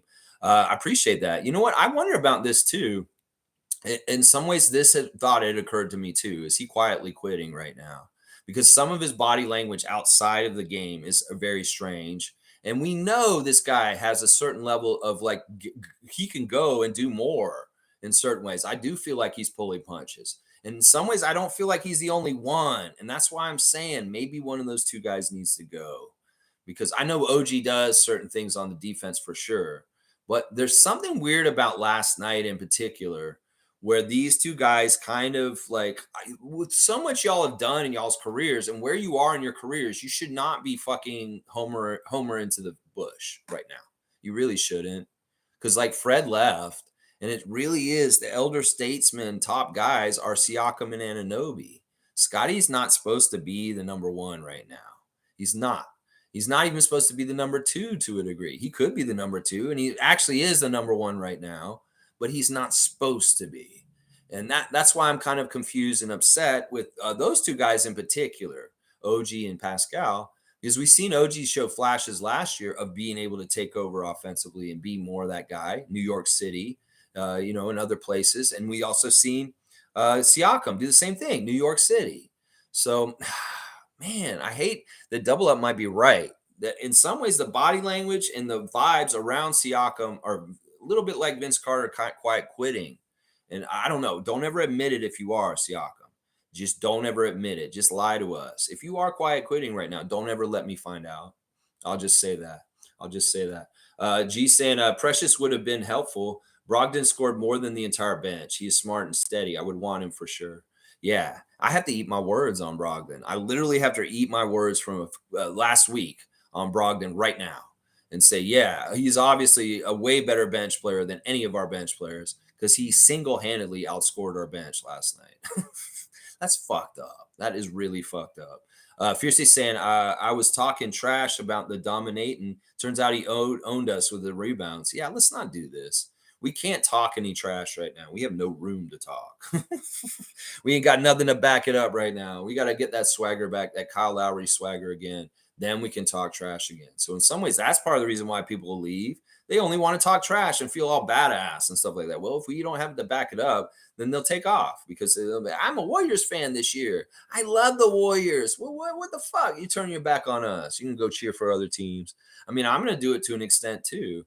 I mean, I know Spurs aren't going to be super successful this year either, but I'll be definitely watching some Spurs basketball this year just to try and feel better. And like I said, I might be rooting for the Clippers on the down low just a little bit. If I'm going to pick a Western team, though, the Nuggets, if they repeat, I'd be happy with that. I'd be very happy if the Nuggets repeat. Let's see. Precious would have been helpful last night. This is a perfect kind of game for his kind of style. Jeremy Grant and those guys are athletic and tough. We saw Shaedon Sharpe very raw, and he was very turnover prone. That one turnover where Scottie just muscled the ball away from him, that is what I'm talking about. He wanted that ball more, and he just took it from Sharpe, and then he went and dunked it at the beginning of the game. That is what we need more of, that kind of dog and gumption. We're seeing it at times, and it's there. It's just we need to see it consistently for a whole game. And in some ways, that's partly Scott. Last year was what? He takes a quarter off. He's like, oh, I've decided, okay, now I'm going to start playing the fourth quarter and try and imprint myself on the game. Well, this year, he's taking more of the game and imprinting it, but it's not enough still. There's still periods of the game where Scott needs to be top dog and doing top dog kind of stuff and not disappearing. And the end of the game is one of them. So he's really got to figure out how much it takes for him to lead this team and be the number one guy and carry us. Because he carried us at times last night. He really did. He took it on himself to make baskets and try and get us back in this game with a little bit of help of Dennis and Pascal and stuff here and there. But Scottie was trying to carry us, and he was somewhat successful. And that's the thing.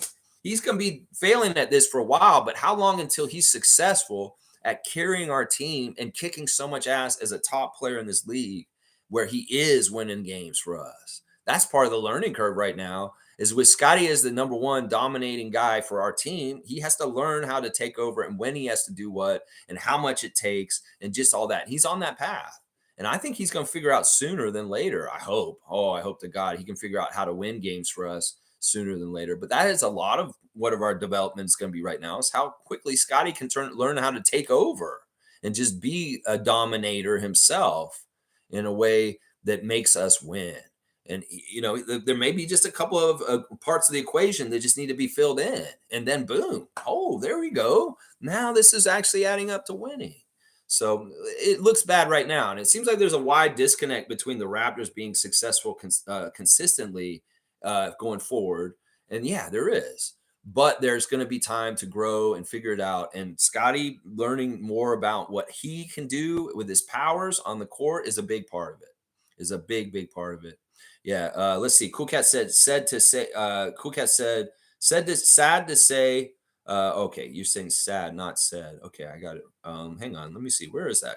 All right, I want to make sure I get all the comments today, even though I don't want to. All right, really give me a cutoff right now, and I'm gonna be finished soon because man, you guys have a lot in there. Sad to say.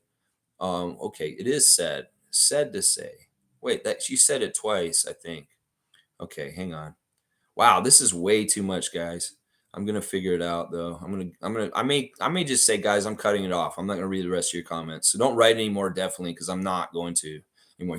She's saying, say to say, front office fumbled the bag for a few years that we are back to ground zero, folks, starting from the bottom. Pascal and OG need to leave this team. We're not ready for their skill sets.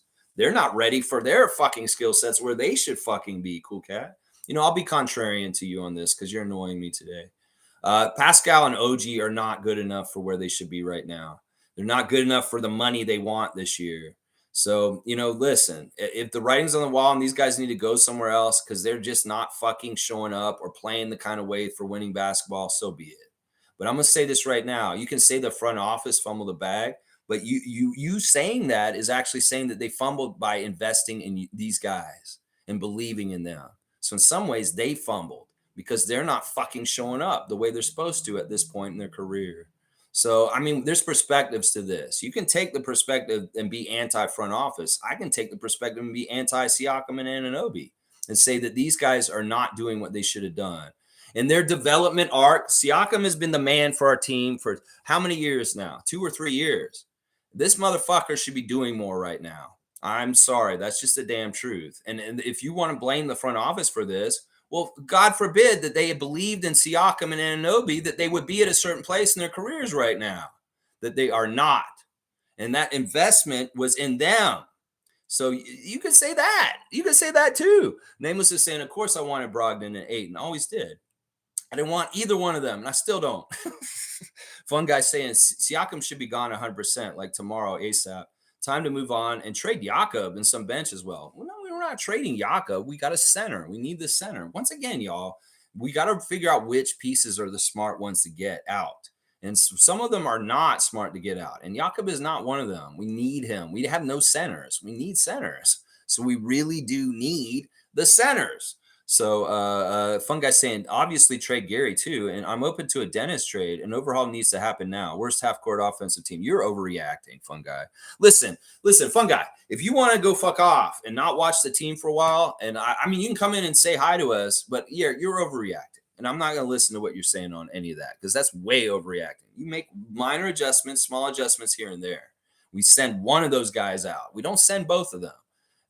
Between OG and Pascal. We got to send one of them out for a trade for just some players that fit with what we're trying to do that make more sense. And we won't trade both of them because that's too much change all at once. And we don't start doing all that stuff you're saying. That's way too much, way too much. Monique's saying, I'm 1-4 in Scotiabank Arena. You're 1-4, what, for, well, we're 1-4 for the season? Like, have you gone to every single game this season?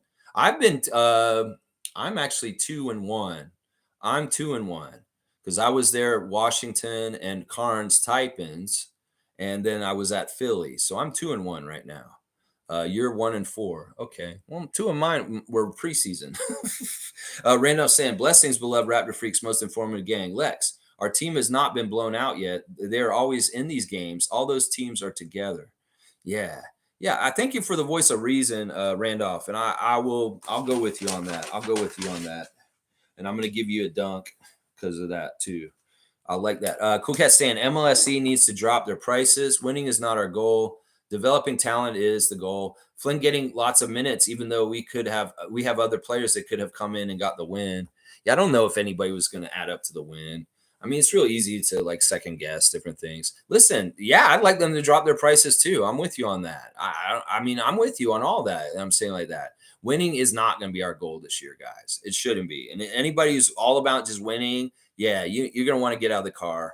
And, you can jump on the bandwagon again later. It's just going to be what it is. Fun guy saying, we fired a championship coach to bring in a rookie development coach. Laughing my ass off. This front office is so cooked on crack. Like, is Masai still making these decisions? Because what the fuck is going on? I'm going to give you a second strike. Fun guy. Be careful. Seriously. In some ways, I might stop this chat if I see you get the third strike, and I won't strike you out. I'm just going to leave. I'm just going to end this if you keep fucking doing this shit. I'm serious, y'all. I'm not going to tolerate Masai and Bobby talk on this channel. Even if y'all think that's what the problem is. That's not what the problem is. They're doing their best damn job right now. Seriously. They had to fire Nick for certain reasons. He gave up on us. He quietly quit. And that's what I'm saying. The problem is that people are quietly quitting on us, on our team in certain ways because they don't believe we can do it. And I hate it. I hate it so much. I hate it so much.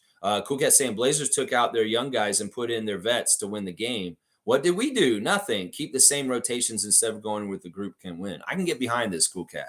In some ways, you're right. That Malcolm Brogdon and certain people from their bench came in and won that game for them. And the youngsters that play, they weren't really the factor. You're exactly right on that. And in some ways, maybe we should have mirrored that. Yeah, I don't know. Darko, I will criticize you for not playing our vets yet.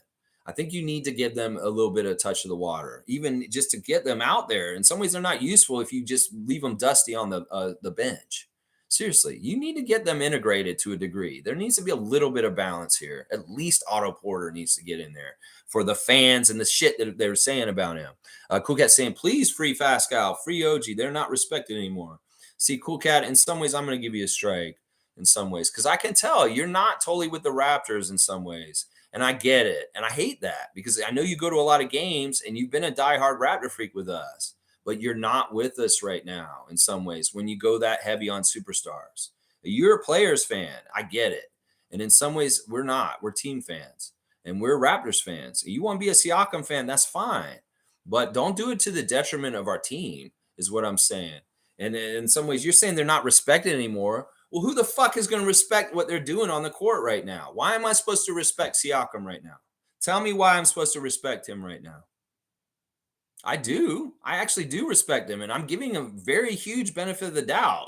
This isn't a new thing that has happened. This was something that happened last year too, and also the year before. This has been going on for a couple years. Siakam's team, it's been his team pretty much since Kawhi left, and in some ways, the results and what he does, it just doesn't add up to winning. It's like he needs the other guys like Lowry and Van Vliet to actually cover up the winning part at the end. He can carry us. He can be the leading scorer, but in some ways, he's not that guy. And the rest of the NBA knows it, and they say it. They disrespect him constantly. They said that shit on Paul George's stupid podcast recently, that nobody believes in Siakam. They think he's full of it, and he's not as good as he's been seen to be. That's why these guys vote him as the most overrated player in the league. So the respect, he gets respect from the Raptors nation. He doesn't get respect from the rest of the league. And that's why I wish he'd get pissed off and go fucking make them respect him. I'm on his side. Trust me. I'm on his side. And I want to respect the hell out of him in success. G saying Otto and even Thad may have helped. Thad actually looked good in the preseason. Not saying he would have been our savior, but a coach on the court and some level-headed decisions. Yes. I called it like the other day. I was saying Thad should have played against Philly. I think he should have played against Philly because he's played really well against Philly at times. And we needed more vet to kind of battle Philly. In some ways, our best game so far this season has been Philly. We actually hung with Philly, considering everything. That Minnesota thing is great. We got to win right off the bat, but I hate to see that this cold water shower that Darko may be our championship for the year in the first game, and everybody's saying, "Oh, why are they celebrating?" Well, it's the coach's first win ever as a coach. Okay, well, there's our championship. That may be the best clip for the whole fucking year. Maybe in some ways, I hate it. I hate that. Country Con saying, I don't think he's bought into Darko's system. I think he was offended by being called selfish. He's been standoffish at best when asked about the system. He can't just stand in the corner shooting threes. See, I wonder how much Siakam has been the problem too with some of the shit from last year and the selfish shit. I wonder about that. I know I'm bringing up exactly what we're talking about, like with this, but in some ways, seriously, like Darko's saying he's bought in, he's trying his hardest, and he's really proud of him. He feels like he's doing a good job. So that's all I'll go on. But in some ways, Siakam's face, his body language, the way he's acting is telling me this dude's checking out. And I hate that. I hate that. He had a pretty good game last night, and he was one of my 5 stars. And I really want him to figure this out. I really do. Cool Cat saying, our team is not about winning. Please let him win on other teams who are ready to win. The abuse they have to go through is crazy on a useless team. See, that's fucked up. Cool Cat, you're getting a strike. Seriously, if you're going to take your anger about what's happening with the Raptors out on saying our team is useless and saying shit like that, like seriously, just watch your phrasing is what I'll say right now. In some ways, I'll say our team's useless because of your guy. I'll say that. It starts at the top. You want to point fingers? Well, I'll say our team is useless because of your guy. I'll say that right now. So, yeah, you want us to free him? Well, you're probably going to get what you wish. Seriously, you're going to probably get what you wish. And then I'll see if you come around anymore. David's saying, thanks for being here today, Lex. Too soon to give up, but there are some serious concerns. Hopefully better days to come. David, I'll switch gears real quick, even though I want to get the hell out of here. My parents went to a bridge club the other night, and they were playing bridge. And my mom and my dad had played bridge their whole life. They really love playing bridge. And this bridge club was really cutthroat. And one of the things my dad said is that that really like mess with the bids these days in bridge and competitive bridge. There's all kinds of ways of gaming the system to get advantages. And I instantly thought about David and how he runs his fantasy team and the way he probably thinks about bridge. And in modern bridge, it's really about like poker in a way with the bids. And my dad was explaining this all to me. It made me really think about you. And the person that they were playing, the person who ran the place had played with Robert Todd and probably knows you also.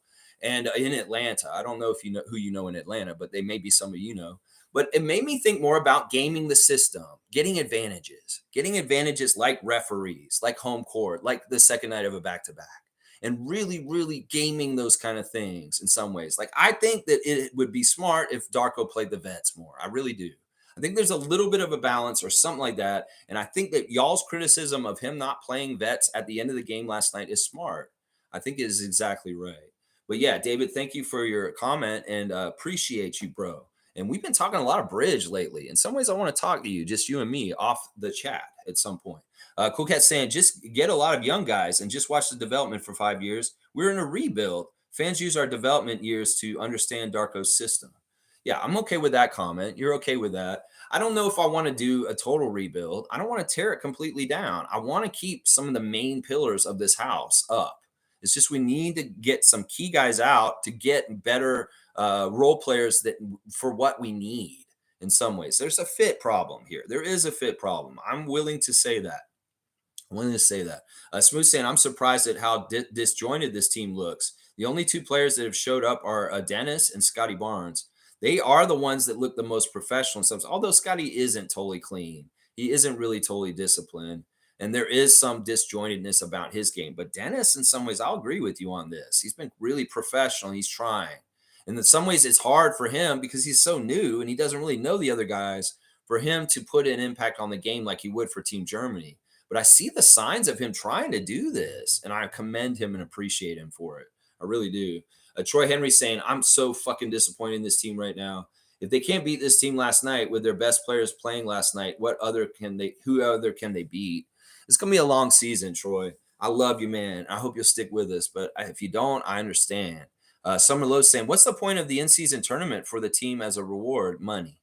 money. And it's just also to keep things more interesting in the doldrums of the whole long season. It's worked in soccer very successfully, and people really get into it. I think it's going to be a success. It's going to be really good, but we're not going to do good in it. No, we're going to be probably the worst team in our group, maybe.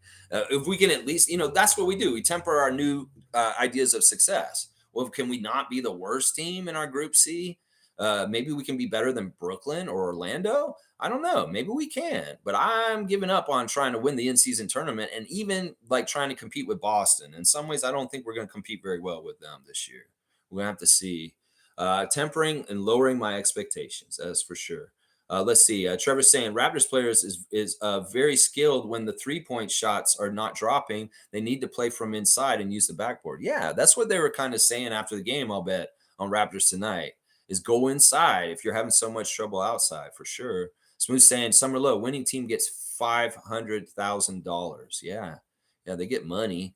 Let's see. Mo saying team still learning the system, et cetera, et cetera. Wins are coming eventually. Yep. Stay positive, Mo. I'm with you. Riding with you. Kilimanjaro saying, yep, too much 0.5 basketball. Dude's not taking initiative and taking the shot. Yeah, you see it, Kilimanjaro. I'm like, that's the shot, Chris. Take it there. Oh, no, you dumped it off to Gary and he's got two guys next to him? No, take that shot, especially because you're taller and you had it open. They got to recognize when they're getting the shot, and that is the best opportunity. In some ways, the next pass is not the best opportunity. It's the one you're taking right then. But they have to realize it, and they can't be sheepish. They got to go right into it confidently. That's part of the problem, too. They may be looking to pass too much in their head when they should maybe be a little more aggressive about trying to score it. Let's see. Cowboy saying alley-oop to Lex. Let's go. All right. You're going to give me an alley-oop today? All right. I don't know if I deserve it. Cowboy, to be honest. Don't pass it away. All right, let's see. I won't. I'll put it in. I won't be unselfish. I'm gonna be selfish. I'm gonna dunk it. Wayne's saying Bucks lost by 31. Are they saying trade Giannis? These episodes are taped about our play now on the improved. Hope you freaks remember your position currently. Let the team fail in order to succeed. I'm with Wayne. I'm gonna ride through this. And seriously, let's not overreact. Some people are very much overreacting today, and that's right. Teams have ups and downs. And it looks real ugly and bad right now. Once again, we're staying present and it looks ugly, and I get it. But present can change quickly in different ways, fast. And developments can happen. I'm not just saying developments with players getting developed, but just developments in the season can happen. And a lot of things can change. Who knows? G's saying even the commentators said now they're being too unselfish. The selfish talk really got to them. The best players need to take the shots, period. And we don't need 4 passes, quick 1 or 2 passes, and then go. I agree with that. Summers thanking Smooth Brown Man.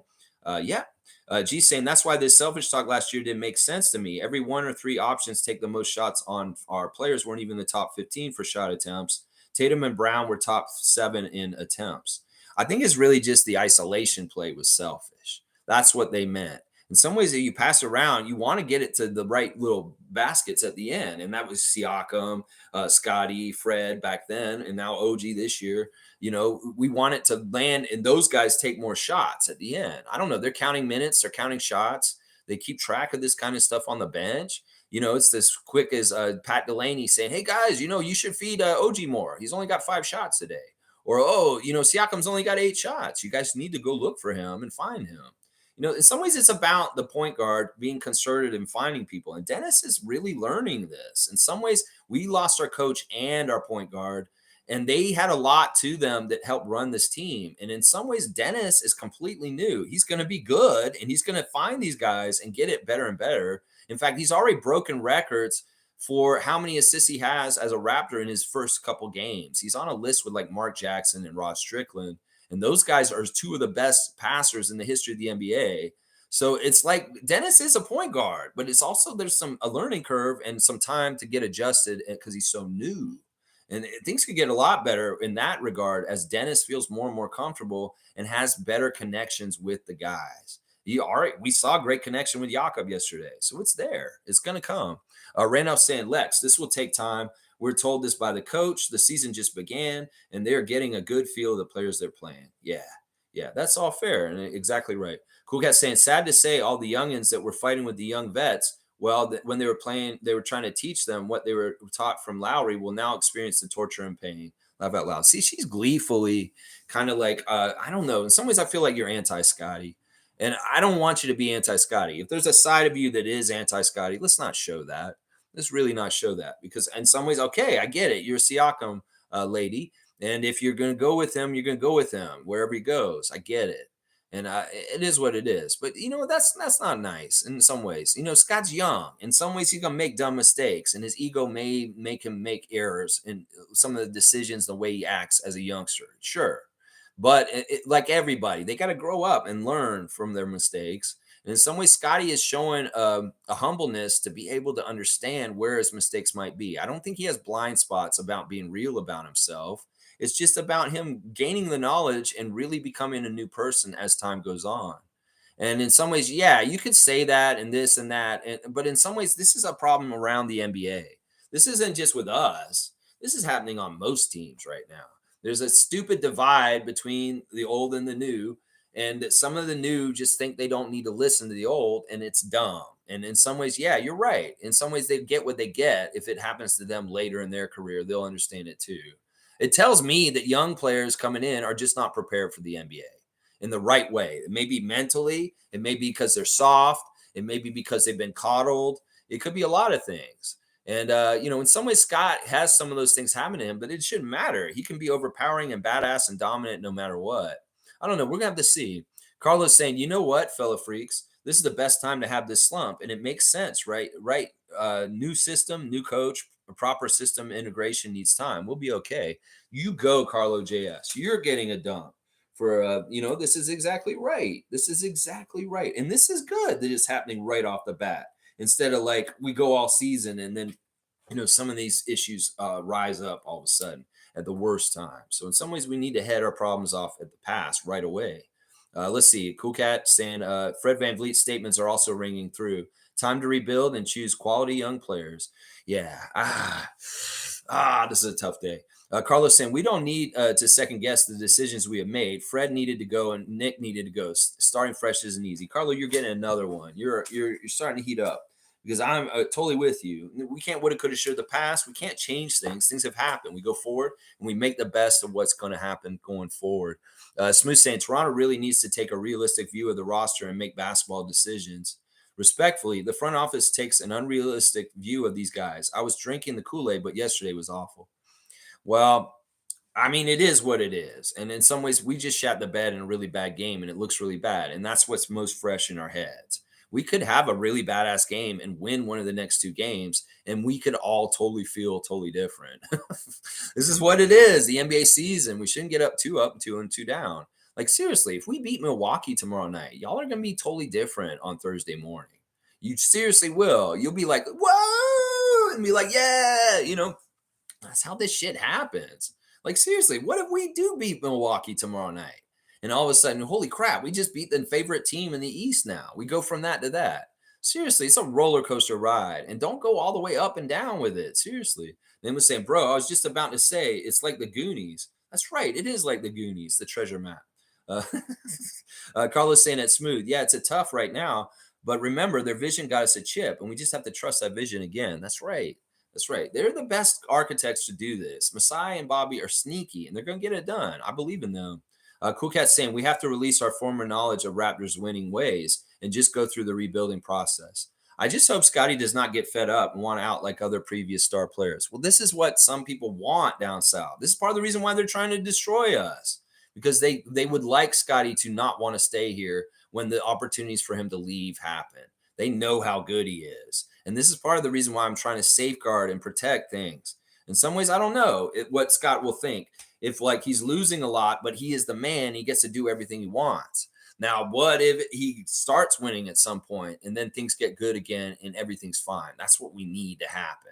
That's what we need to happen. Because in some ways, what you're saying, I hate what you're saying today, Cool Cat, by the way. In fact, you're my least favorite person in the chat today. I'm going to just say that right now. Because this is all bullshit. I don't want to portend this kind of shit because people down south would love this, what you just said. And I don't want to fucking have that outcome happen. No, I don't. Over the years to coming up.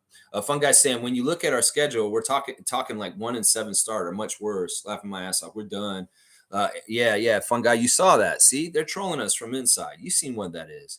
Yeah. They're trolling us. Laugh my ass off. We don't deserve this. That's fucked up. That is fucked up what they're doing. They're the official NBA, and they're signaling to us that they hate us, and they don't give a shit if they cheat us.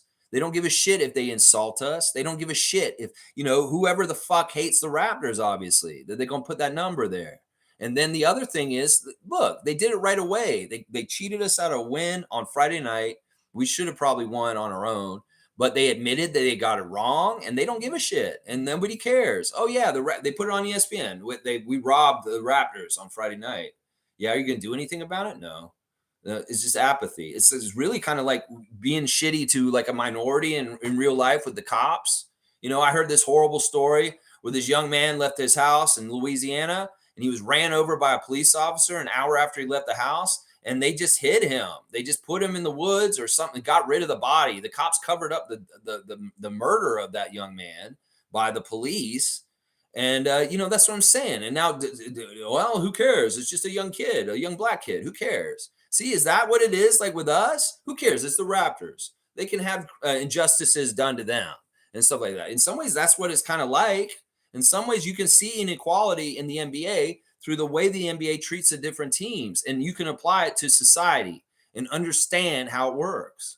And in some ways, that is what that is to me. Yeah. Yeah. In some ways, we need to whoever the fuck is putting that number around our team needs to fuck off right now. Seriously. When you see that, know that is trolls at work.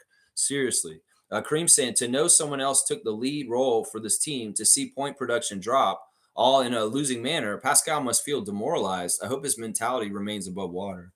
I want him to get a kick in the ass. Like in some ways, this is where you fucking become who you are. This isn't fucking easy bullshit. These guys are so fucking coddled. They need to fucking show up and be badasses. That's what Michael would do. That's what the players in the 80s and the 90s would do. It's the soft ass generations of now. These guys are not good players. They're fucking soft, and it's true. And that's why I'm saying, if you have any pride, do you have any fucking thing? Well, fucking go make an imprint on the game. Go fucking make it happen. And that's what's pissing me off. That's what's pissing me off. Is this so horrible? Okay, wallow in it. Be depressed. Be worse. Go away. Lose your career. Seriously, it's like this is where you say you get the challenge. This is what fucking Survivor's singing about with Eye of the Tiger, rising up to the challenge of our rivals. You motherfuckers aren't rising up to shit. You're just like, I'm just going to show up. I'm going to get NBA money. I'm going to live my life. I'm going to be a badass. Red Bull, all this bullshit. And then fucking, what are you doing? What are you doing with your life? You're playing piano with your life, bro, because you're not hitting the right notes to be successful and get what you need done, is what I'm going to say right now. Seriously, it's a matter of pride at a certain point. Like, it's a matter of fucking pride and standing up for yourself and saying, I had enough. This is enough. I'm doing something about it. When do you get to that point? When do you get to that point? Is it not enough to lose to a little girl screams in the playoff last year? Is it not enough to lose a humility game to that same team in a game you should have gotten revenge in instead? It just showed me how much we miss Kyle Lowry. When we can't get revenge on teams or have pride in holding fucking win streaks against teams like Philadelphia, holding win streaks against teams like the Lakers. You can't fucking keep these win streaks because nobody takes pride in fucking keeping them anymore since Lowry left. That's fucked up. That is fucked up. In some ways, the lessons of Lowry and DeRozan did not get passed down to our guys that are currently on our team, because they aren't doing the same kind of dog things that they do. Like DeMar, these guys could lose to LeBron every fucking year and they still showed up and kicked ass and worked their damn asses off. Seriously, I'm getting really mad. Nameless is saying, could it be that it's an entirement development year and that they have no delusions about finishing above a top 5 pick? I don't know. I don't even remember. Do we get the pick if we're really bad, or does San Antonio just get it straight up? I don't even remember. I don't even care. I'm not even looking that far ahead. Carlos saying, why feel sorry for Pascal? He's one of the reasons we're losing. It's his job to help us win, and it's just he's unsuccessful at it. It's just that in some ways I'm worried about him quiet quitting. In some ways I'm worried that he just has hit his, in some ways Siakam's way more than he should have been at this point. Him and Fred both way overachieved. And I'm telling you, they've hit their ceilings. I don't think Siakam's going to be any better than he is right now.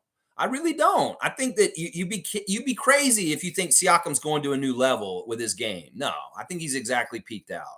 He's exactly peaked out. And in some ways, you could add mental aspects and adding on this, but in some ways, he's not that kind of player. In some ways, he's not that kind of player. And you know what? Fred was an undrafted G League guy, and he got to this height. Siakam, in some ways, he wasn't ever a blue chipper. He wasn't a top pick. He came from nowhere, and he made himself into something astounding and amazing. But there's limits to that also, is what we have to realize. This is not like this guy came in like he was touted and he was going to be like we expected this. He's a very pleasant surprise. So in some ways, what Siakam has grown into, we shouldn't expect much more because he came from somewhere he should never came from to get to this point. So I get it. In some ways, that's part of the limitations of Fred VanVleet and Pascal Siakam.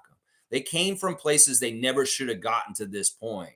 And why should I expect them to get to another level like LeBron James or any of these other top NBA superstars when they already came from somewhere lower than where they were coming from? They weren't supposed to do what they did, and they did. And in some ways, that's hugely successful and admirable and amazing. Honestly, holy crap. Yeah, Wayne Stranger saying lexicon, it's management by objectives. Give the future young core 10 games, see what they do, and the record, and you may make necessary adjustments. Frustrating, but I get it. Yeah, it's a work in progress, and I'm fine with losing. I'm damn sure going to be fine with losing, y'all. This year, I don't care if we win or lose. We can lose every single fucking rest of the game of the seasons. As long as we're moving the right direction with getting the team better in the future, I will be fine with losing this year. Absolutely fine with it. Cool Cat saying Raptors want to introduce FIBA style into the NBA. I fear the NBA might want to punish them further. This could be true, but who cares? Who cares? They're going to punish us anyway. It doesn't matter. So we might as well be absolute rebels and buck the system and go the other direction from them. In some ways, that's part of their strategy. The league's going more offensive. Well, let's get more defensive players. Well, our offense sucks. Oh, crap. Wow. I don't know. They're trying stuff at least, and they're a little bit outside the box, and I commend them for that. Because innovation and being outside the box is what will get huge things like the championship in 2019. So yeah, I you know what, I do really feel like the NBA is trying to hurt us at this point. And you know what, whatever. I would think that Adam Silver would be smart and see like, oh, if I do allow more FIBA style, maybe it'd be more better entertaining product, but it isn't. It's a superstar showcase league, and it's kind of full of shit at this point. Honestly, in some ways, it's really full of shit. Cool Cat saying also, guys, we are having problems at the center. What is up with our karma when we get injuries early to make things more difficult? Well, this is the thing that you and I have talked about and very much have harped about. And this may be the one thing I will be critical about Bobby and Masai is about not having depth at center. About that, yeah. So, I mean, we line up on this for sure. And I agree with this. We've got hit hard with Koloko. This Koloko thing is really bad. Like they need to fucking figure out what the fuck is wrong with Koloko. And then Precious, this is not good timing either. And of course, Bobby, can you get one more center for us, please? Maybe we should have had Moses Brown on our team after all. I don't know. Fiercely saying, what changed from the way we played in preseason versus now? The intensity of the games changed. It's like each setting is a different intensity. In some ways, we got cream puff opponents. We had a very easy preseason schedule.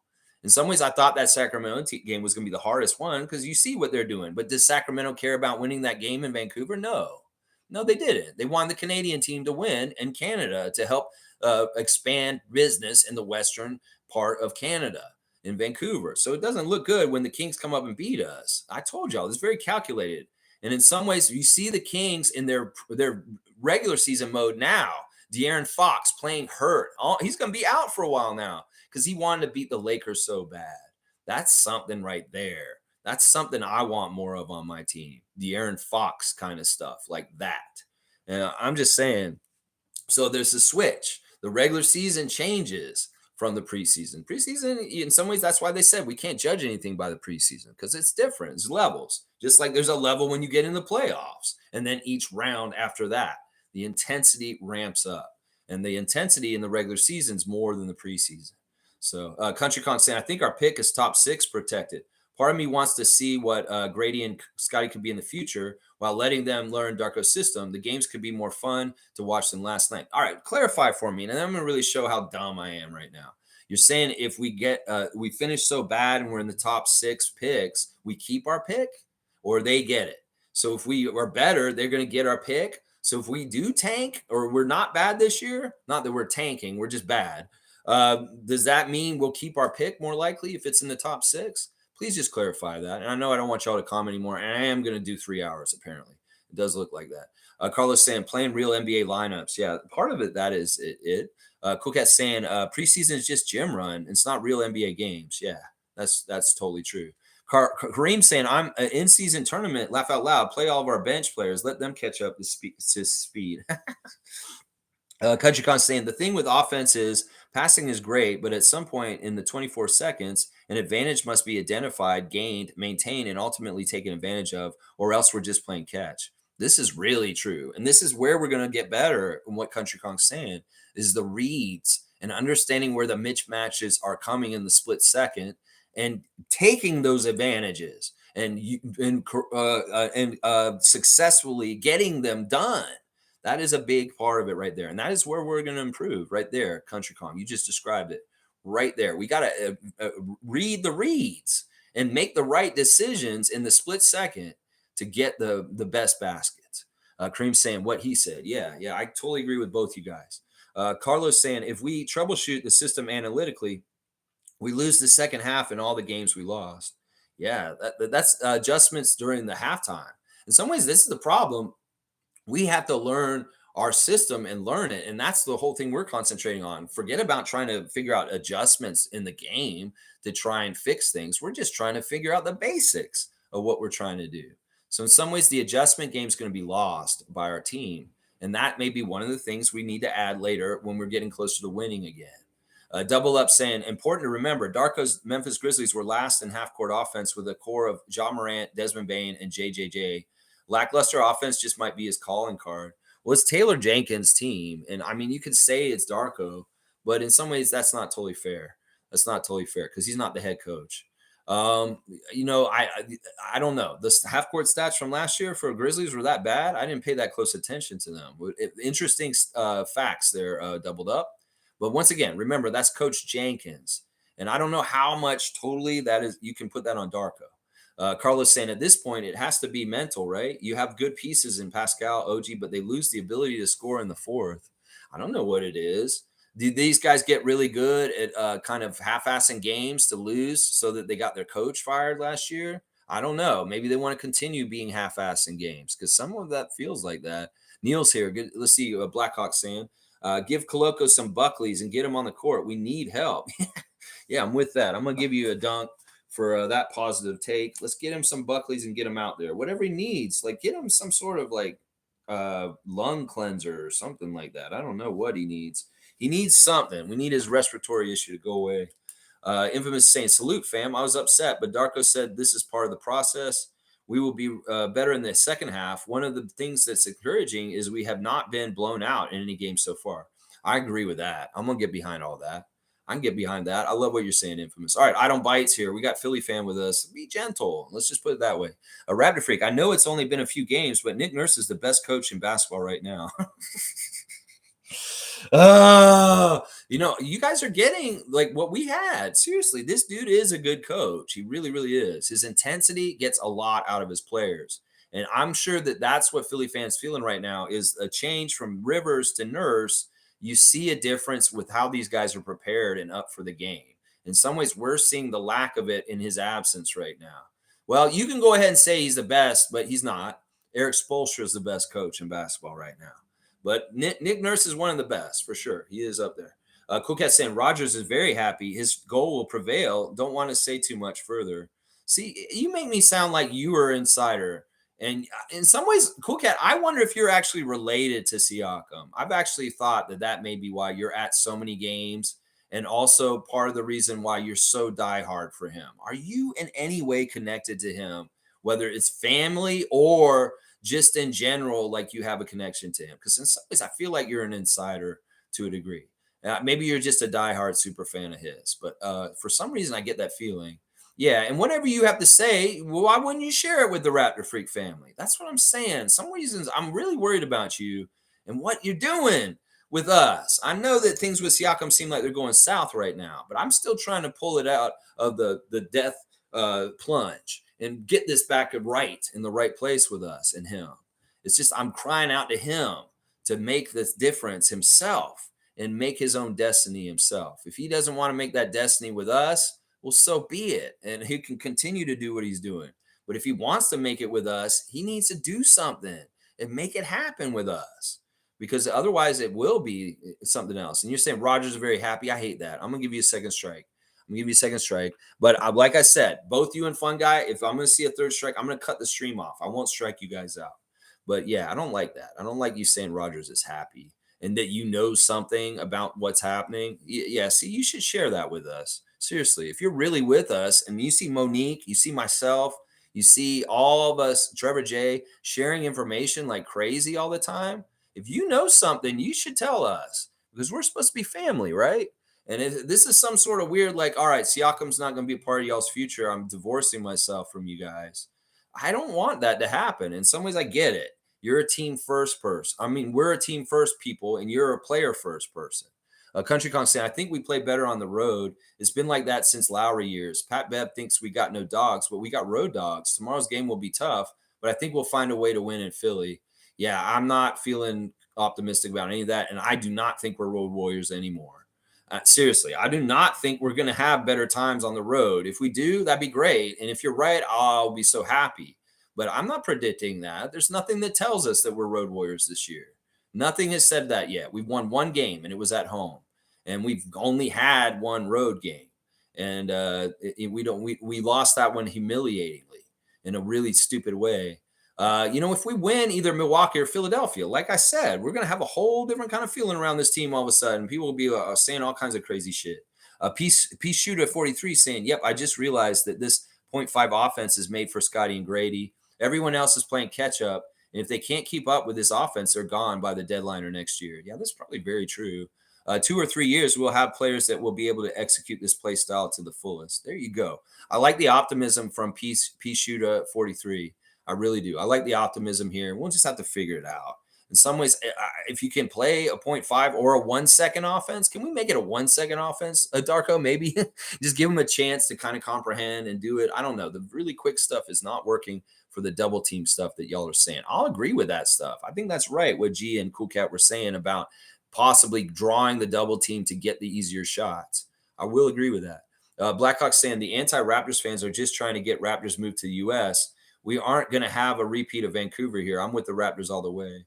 Yeah, it's not realistic that they'll get our team dislodged from the city. It's really not realistic unless the ownership decides they want to sell the team to somebody who lives somewhere else. And that could very well be what Cool Cat's trying to say. It's like, I know what Ed Rogers wants to do, and this is just going to help him. So, well, what the fuck? That's the problem. If the owner wants to sell the team to another city and the team's out of our city all of a sudden, well, what the fuck can we do? We become CBL fans and we start rooting for the Scarborough Shooting Stars, and we just fucking go into the CBL and we say, fuck you, NBA. We don't watch you. We don't have anything to do with you. You're a sham superstar showcase league. That's what I'll do. If they fucking take the Raptors out of Toronto, I will go full CBL. You'll see me become a new freak of a new team, of a CBL team. And I will do my basketball shit with a Canadian elite basketball league instead. Yeah, that's what I'll do. That's my backup plan, y'all, just in case. P. Shooter saying, I believe this is so. I'm going to be patient with this team. I love you, P. Shooter. And I'm going to give you a dunk right now. Because seriously, being patient in this day and age with the fan base we've got right now is a real not common. And I wish we had more people that had that wisdom like you. Seriously. Carlos saying at Blackhawk, now that would be worst case scenario. Raptors all the way. That's what I'm saying. That would be absolutely the worst case scenario. But you heard my contingency plan. We go CBL hardcore. Stargate saying you should have heard the crazy whack jobs on the post-game spaces last night. Ridiculous lunatic behavior. Thank God for people like Blackhawk. So he was in there fighting it. Neil, you're a badass. I love you, man. And I'm so happy that you came to meet and greet this summer and we got to meet you in person. Whatever you guys are doing to fight the good fight in spaces or other social media places, please continue. Please continue. But don't do it to your own detriment.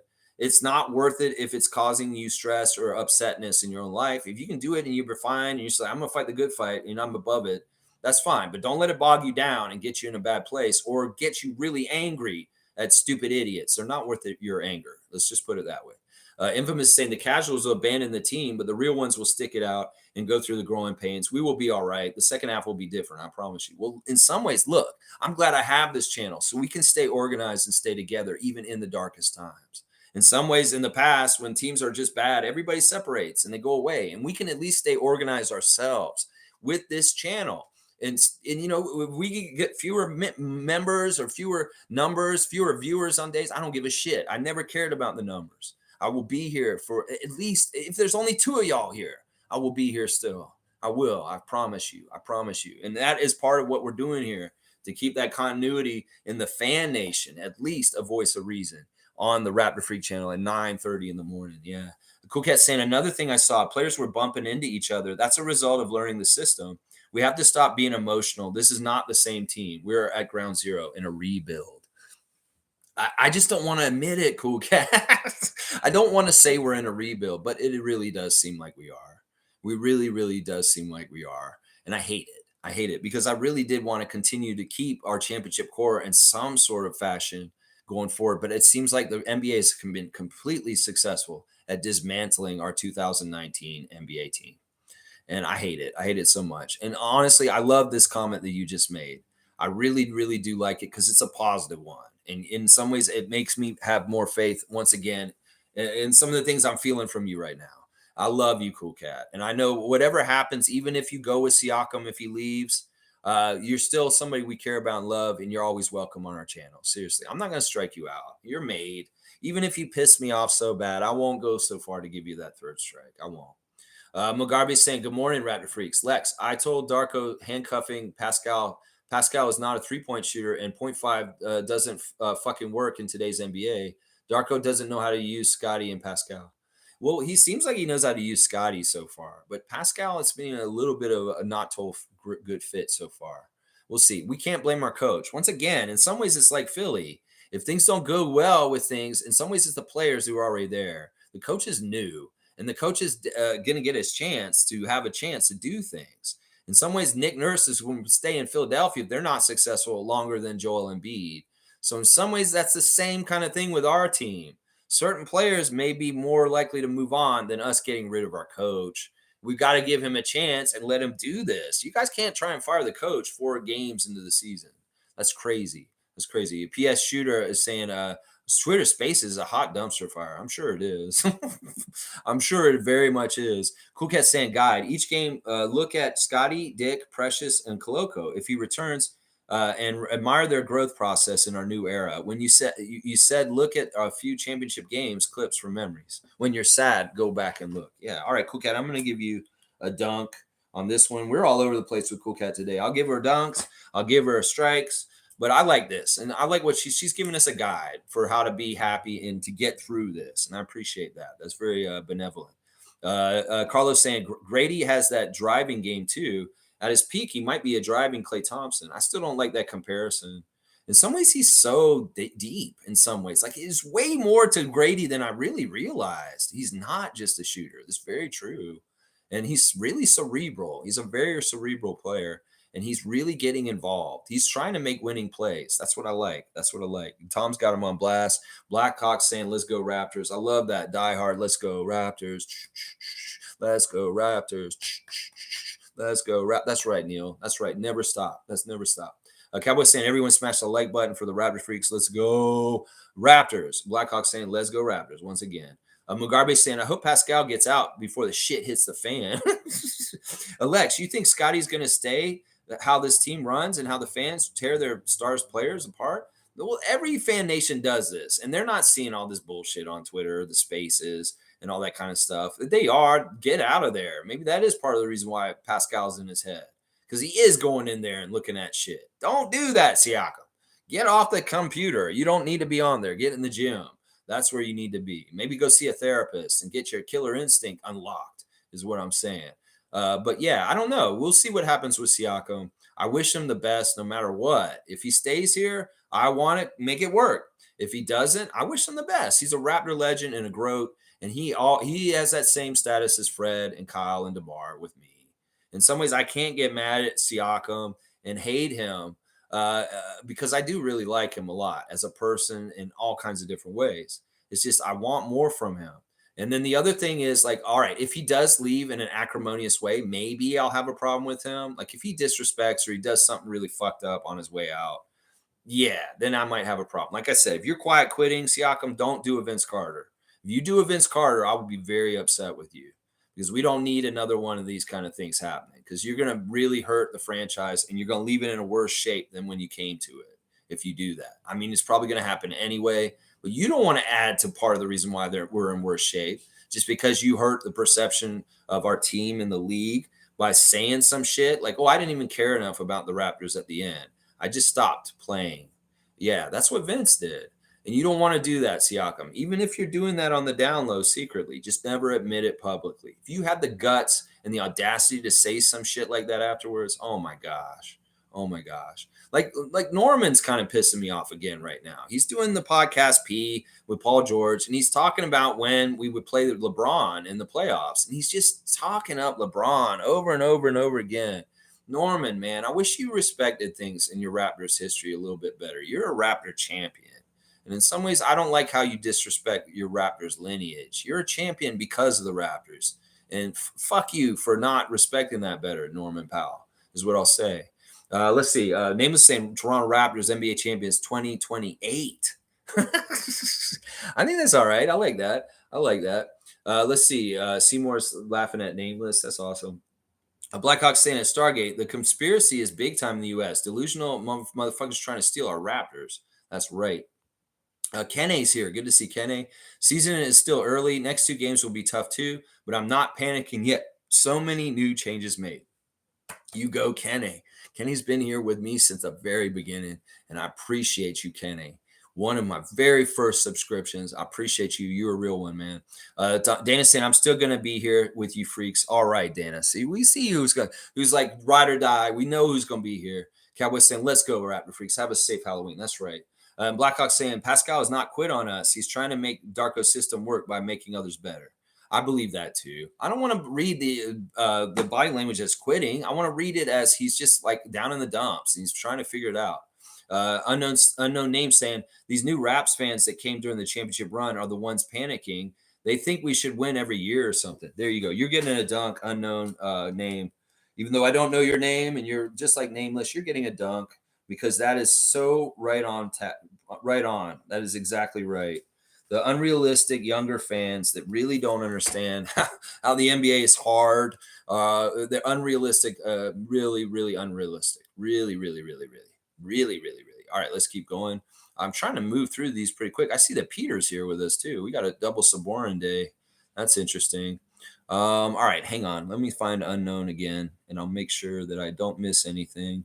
Yeah, don't write anything more, and I'm going to really, I guess I will see this through. I don't even want to do the Raptors Instagram check or anything. I don't even want to look at that box score anymore. In some ways, I just want to hear what you guys have to say and get it out here. Mugabe is saying, Lex, be fair. Tell me the player in Raptors history that takes the blast like Pascal front office and fans every year. The front office wants to trade him. Pascal's letting Scottie do his thing. All right, I'll be fair. And I think that a lot of players have gotten criticism. I'm going to tell you the player that got the worst criticism, the most grief, the worst shit from the fans was Kyle Lowry. Kyle Lowry by far, way above and by far out of all the players that ever played for the Raptors, he's taken the most shit. It's not Siakam. It's Kyle. And it's specifically after game one of our championship run against Orlando and the way he played in that first game. Those 24 hours after that game was the worst the Raptors franchise fans have ever fucking treated a player in the history of our team. That is who is Kyle. Now, Pascal's in the top 5. I won't lie. He's gotten a lot of grief for sure. Him and Fred are in the top 5 for sure. And even DeMar is up there. But that's why these guys are groats and some of the greatest Raptors ever in some ways. Yeah. All right, let's see. Namus got my cutoff again. Mugabe is saying Scottie is going to feel how Pascal feels all this year. Can't wait to see if the fans going to turn on the franchise player. Can't wait for that. That's not something to anticipate or want. Fuck all that. We want good things for them. We want functionality and good vibes and Scottie happy. That's what we want in success. So yeah, hopefully he has a different outcome. Maybe he can do it in a way that avoids a lot of the criticism. There's a lot of people that blindly protect and follow Scottie and talk him up, even in his failures. So don't ever underestimate that. And don't underestimate that Scottie's a different player. We got to remember that Scottie's a top 4 pick and he's a blue chipper and he has the room to grow and he's expected to grow to certain levels in the NBA more so than Fred VanVleet or Pascal Siakam because he's coming from a different level from the beginning. Let's just put it that way. And in some ways, he could be more like Giannis and LeBron than Siakam can in some ways. I'm not saying Siakam's not like those guys because he does get those stats and he's like that, but I'm talking about like the killer instinct that like I really fucking want to win kind of shit. Stargate saying Darko has another playbook. He's going to change the scheme again. He's given it 5 games. We'll have to see, Stargate. That's an interesting theory. Cool Cat saying, after all the angst, folks, please watch all the games. We are always Raptors fans. Believe in our city. Yes, Cool Cat, once again. Thank you. Oh, my gosh. I was so worried with you. I get so worried. That's exactly right. Troy's saying, seeing Gary Trent missing a wide open layup for a pro throwing up short layup isn't an option. You know, another thing is he was doing stuff where he had the shot open further up in the lane, but he wanted to go even deeper, and he missed it. Gary, use that teardrop floater at the top of the key, near the free throw line, and don't go all the way in and try and shoot it when the guy's next to you. You make this shot at the near the free throw line. If you just lob it up over Ayton, you would have made it there, but you got too close to him and went in closer. In some ways, that's part of the problem. They're not reading when they're actually open and taking the shot in those moments. They're open, and then they're moving into the people, and they're making the shot even harder. There was one play in particular where Gary had a teardrop he could have taken near the free throw line, but he took a couple steps in and got in the middle of guys, and it was not successful. You got to recognize where that shot is, Gary. Blackhawk saying OG will be better in the next game. Darko will get better at this. Yeah, in some ways, I'm not coming after OG. In some ways, I don't want to come after anybody. It's just we're losing, and it is what it is. Let's see. Mugarbe saying, Lex, sorry to say this, you've not been fair because they never build around Pascal and expect him to lead us to the finals. Well, that was what he got as soon as like those guys left. In some ways, we've had everything around Siakam and him doing what he's doing in the last few years. That is fair. Seriously, it's been his team for like 2 or 3 years now. And in some ways, that's why I expect him to be the man and take over and be the franchise player and be the guy. That's why I'm so frustrated with him. He could have been that stuff in Tampa, but no, it's like, I'm patient. All right, Siakam's showing that he can score a lot, but can he carry us home?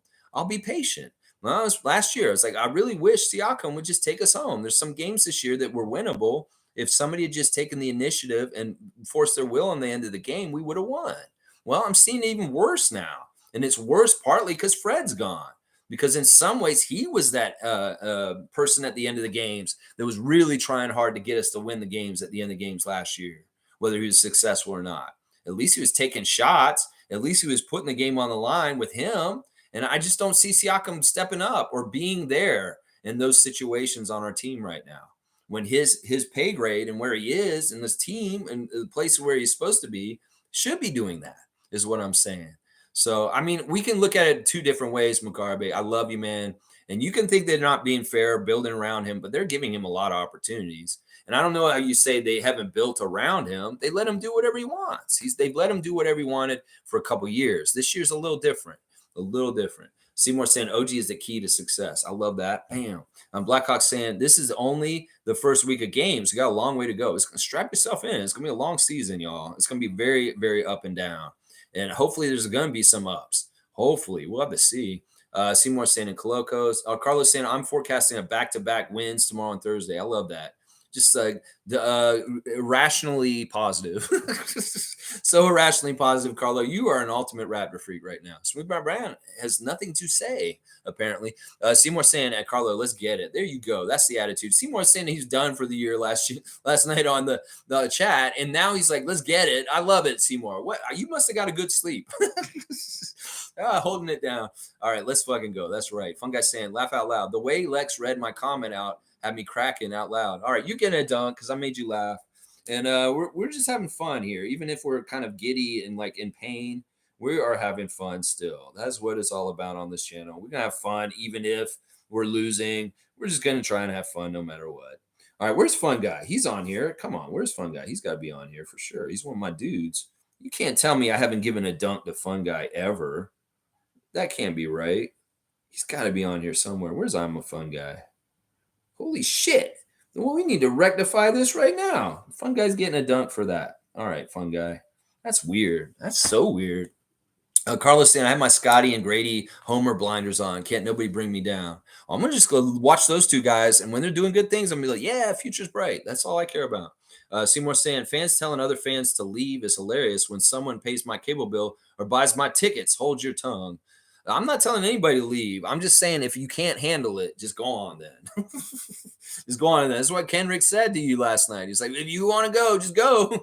Well, it's fine. We love you, Seymour. And once again, you can do whatever you want. I would love for you to stick around and be around us all year. But if you can't do it because you're too angry, I get it. I totally get it, man. Fun Guy saying, true, Seymour. People take us as haters because we call out what we see as obvious problems and just need to tackle them. All right, I can get behind you guys being like that. That's fine. But we don't want to overdo it. In some ways, it's like there's way too much of it. In some ways, some of the ideas that people have are absolutely crazy too. Carlos saying nothing is as obvious as it seems. Didn't reports say front office was shopping Pascal in the offseason, but it was only getting shit deals? Well, that maybe they were getting deals, but they may not have liked them, or they're really trying to get the absolute best. I don't know. I know these guys will make the deal happen if it's supposed to happen. It's going to happen. Once again, it happens when it's supposed to happen. And this offseason wasn't the time for it to happen. In some ways, it really does look like they were setting up to be post Siakam this season, because you could see it kind of in like the in-game ops stuff. At the beginning of the game, they show highlights of players and kind of highlight them and show different stuff. Siakam doesn't have as paramount and prominent a role in the stuff around the team as he should for who he is. And in some ways, it does seem like they may have tried to move him and they just weren't successful this summer. Now, I'm not saying it's because they were unsuccessful and they're bad at front office. It's just they didn't line up. And it's not like something to get mad at the front office for. It's just saying that the deal wasn't there and they didn't execute it. But I think the intention was to deal Siakam this summer, because in some ways we see the signs of it in the way they set up for the season and the prominence of different people in like the in-game ops of like showing the highlights before the game. You can tell is what I'm saying. Let's see. Seymour saying they got mad because we are competitive and win every game. It's so weird. I hate losing. I really do. But I guess some people are just okay with losing in life. Not I. Well, in some ways, you got to winning is not always a success. Sometimes you got to lose to be successful. And in some ways, there's a long path around back to a championship that goes through losing. And it's all within perspective and how you look at it. You can't be Ricky Bobby and say there's only number one. And if you're not number one, you're no good. You can't do that. You can't live your life like that, because realistically, you're not going to win every time. And that's just how it is. Cool Cat saying, Lex, we Raptor freaks still love you. We will be here tomorrow again. I'm a Raptors fan and still a Pascal fan. Nothing is wrong with that. Peace and love. Peace and love. And honestly, Cool Cat, I love you so much. And in some ways, I really want to make sure that we keep things fine between us. I know in some ways this is going to be an ugly time, possibly for Siakam, with the fans and the team and different things that are going to happen right now. And in some ways, it's going to be bittersweet, possibly. And I'm getting ready for it. But I really do appreciate you reconfirming that you are a Raptors fan also, and that you are behind this team no matter what also. Siakam goes to another team. I know you're going to start rooting for that team also. But please, still keep a lookout for us and be here with us too, because we love you and we love that you're a part of this community. I really do, really value you a lot. Fiercey saying Danny Green briefly played in Memphis last year. Yeah, I don't know. He could be in a lot of different places. I don't know. He may be picked up somewhere. It really was just to make the numbers work because they were getting more players from the Clippers. And, the way he played when he came into the game against us on Saturday, I was like, yeah, he's not very helpful to them right now. He just isn't. It could be like Danny's like Serge, and it's just getting to that point. Just getting that point. Mischief saying, calm down, guys. We're fatigued from that overtime game against Chicago. Raptors are a road team. I hope so. I really hope so. Lex, Infamous is saying, Lex, please don't turn this channel into a Panseri. I like your channel because it's different. I won't do that. I won't do that. In fact, that may be the biggest challenge is staying positive and being the right kind of fans during this mess. Now, I'll take that challenge. I promise you, Infamous, it's not going to be like that. It's not going to be like that. There's a lot of balancing of things right now for sure. But the whole basic mission statement of my channel will never change. I'm here to help the team and try and keep things positive for the fan nation and keeping people on a positive mindset. So even if things are crazy, we're going to look at the light and we're going to shine on it. And in some ways, we may ignore some of the big gloomy stuff, but we will talk about it because we need to. But we're really still coming from a positive side. So Infamous, I promise you, my mission statement will never change. It's exactly what it's going to be because it's just who I am. Paul B saying, Raptors will learn from this. Something will click and prepare for the winning streak. That's right, Paul B. I love it. That's right. I love it. There's another positive Raptor freak right there. Paul B getting his first dunk because I don't see Paul on here either. Why is Paul not on here? All my longtime guys that don't have dunks, you're getting them today. And that's messed up. That's messed up. Shaq Lindsay saying, I told you about Malcolm Brogdon. You know what, Shaq Lindsay? You're getting 3 dunks because that's me showing retribution to you for rectifying you not listening to you and you talking about Malcolm Brogdon. You were the Malcolm Brogdon guy, and you were exactly damn right. And I apologize to you. I should have listened to you. I still don't want him on our team. But can we get a player that's similar to him that's does the same kind of stuff? Yeah, we could use that role for sure. Shaq Lindsay, you were right. You were damn right. You were right, Shaq Lindsay. I love you, man. And I'm not mad at you for being right. Carlos saying, whatever happens to the team, I love this every day live from Lex. Have a blessed day, everyone. Thank you, Carlo. Seriously.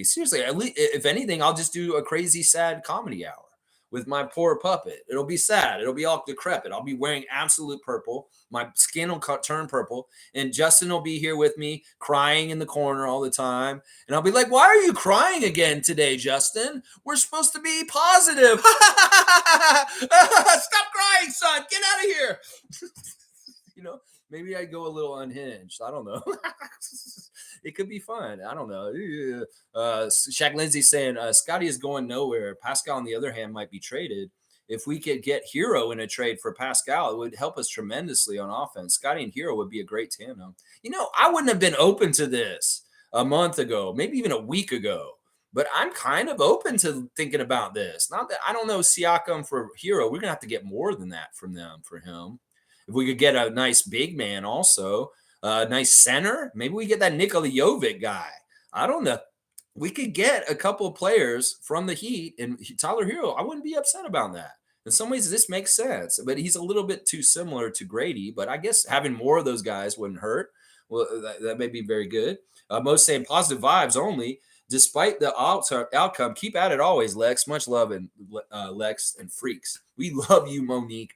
You are such a beacon of light and hope in our team, fan nation, and we love you, Mo. We always will. Jimmy Pup saying embarrassing loss. I'm pissed. I get it. Pavel's here. Good to see Pavel. I'm trying to convey information to you, but you suffer and then die. I don't know who I am, but my parents claim that I have no age. Who am I? This is a riddle. I feel like I just got a riddle. A cryptic riddle from somebody who just came in here for the first time ever. I've never seen this person before. I'm trying to convey information to you. That's what I'm trying to do on here. Yeah. I feel like you're writing in another language and it's translating. Are you an alien? We've had aliens in here before, but you suffer and then you die. That's just a thing about life. That is so weird. I don't know who I am. Is this an AI bot talking to us? But my parents claim that I have no age. Who am I? I don't know. This is a riddle. Are you Rumpelstiltskin? I don't know who you are, Pavel Shemelev Alexander Shaikov. Are you a Russian bot? AI bot? I don't know what's going on here. Jimmy's saying 78 games left, though. We just got to start turning this around now. Well, let's just look for positives and victories. Maybe some of them will be small, not big, but we can go find those small victories. G saying people wanted Nurse and Fred gone and wanted less selfish ball. Now they don't like how it looks. Change doesn't equal results right away. I will be here through it all. Glutton for punishment. G is our guy. I love G. G's an original. G's been one of the top 10 first people that ever started watching me. And thank you, G, for sticking with us. Fiercely saying, I feel you on your rant, Lex. They must develop that dog. Factor, we can't force them. Fred got out in time, but Pascal needs to figure it out as his trade value may decline with the current roster.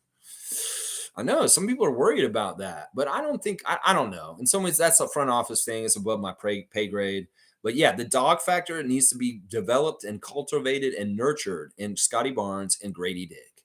We need these guys to have dog. And I think they do. I think both of them can get it. It's just they got to find their legs and fill out and just get older, and they'll be better. Let's see. Thank you, Fiercely, once again. Fun guy saying, gee, we didn't get what we wanted, though. We didn't get a starting caliber point guard replacement and didn't get a reasonable coach replacement either. We kind of got worse, and like that's just horrible. You know what? I don't want to strike you out because that is very negative what you just said. We do have a starting caliber point guard. Dennis is a starter, and he's fantastic. Once again, he's very new, fun guy. You got to give him a chance.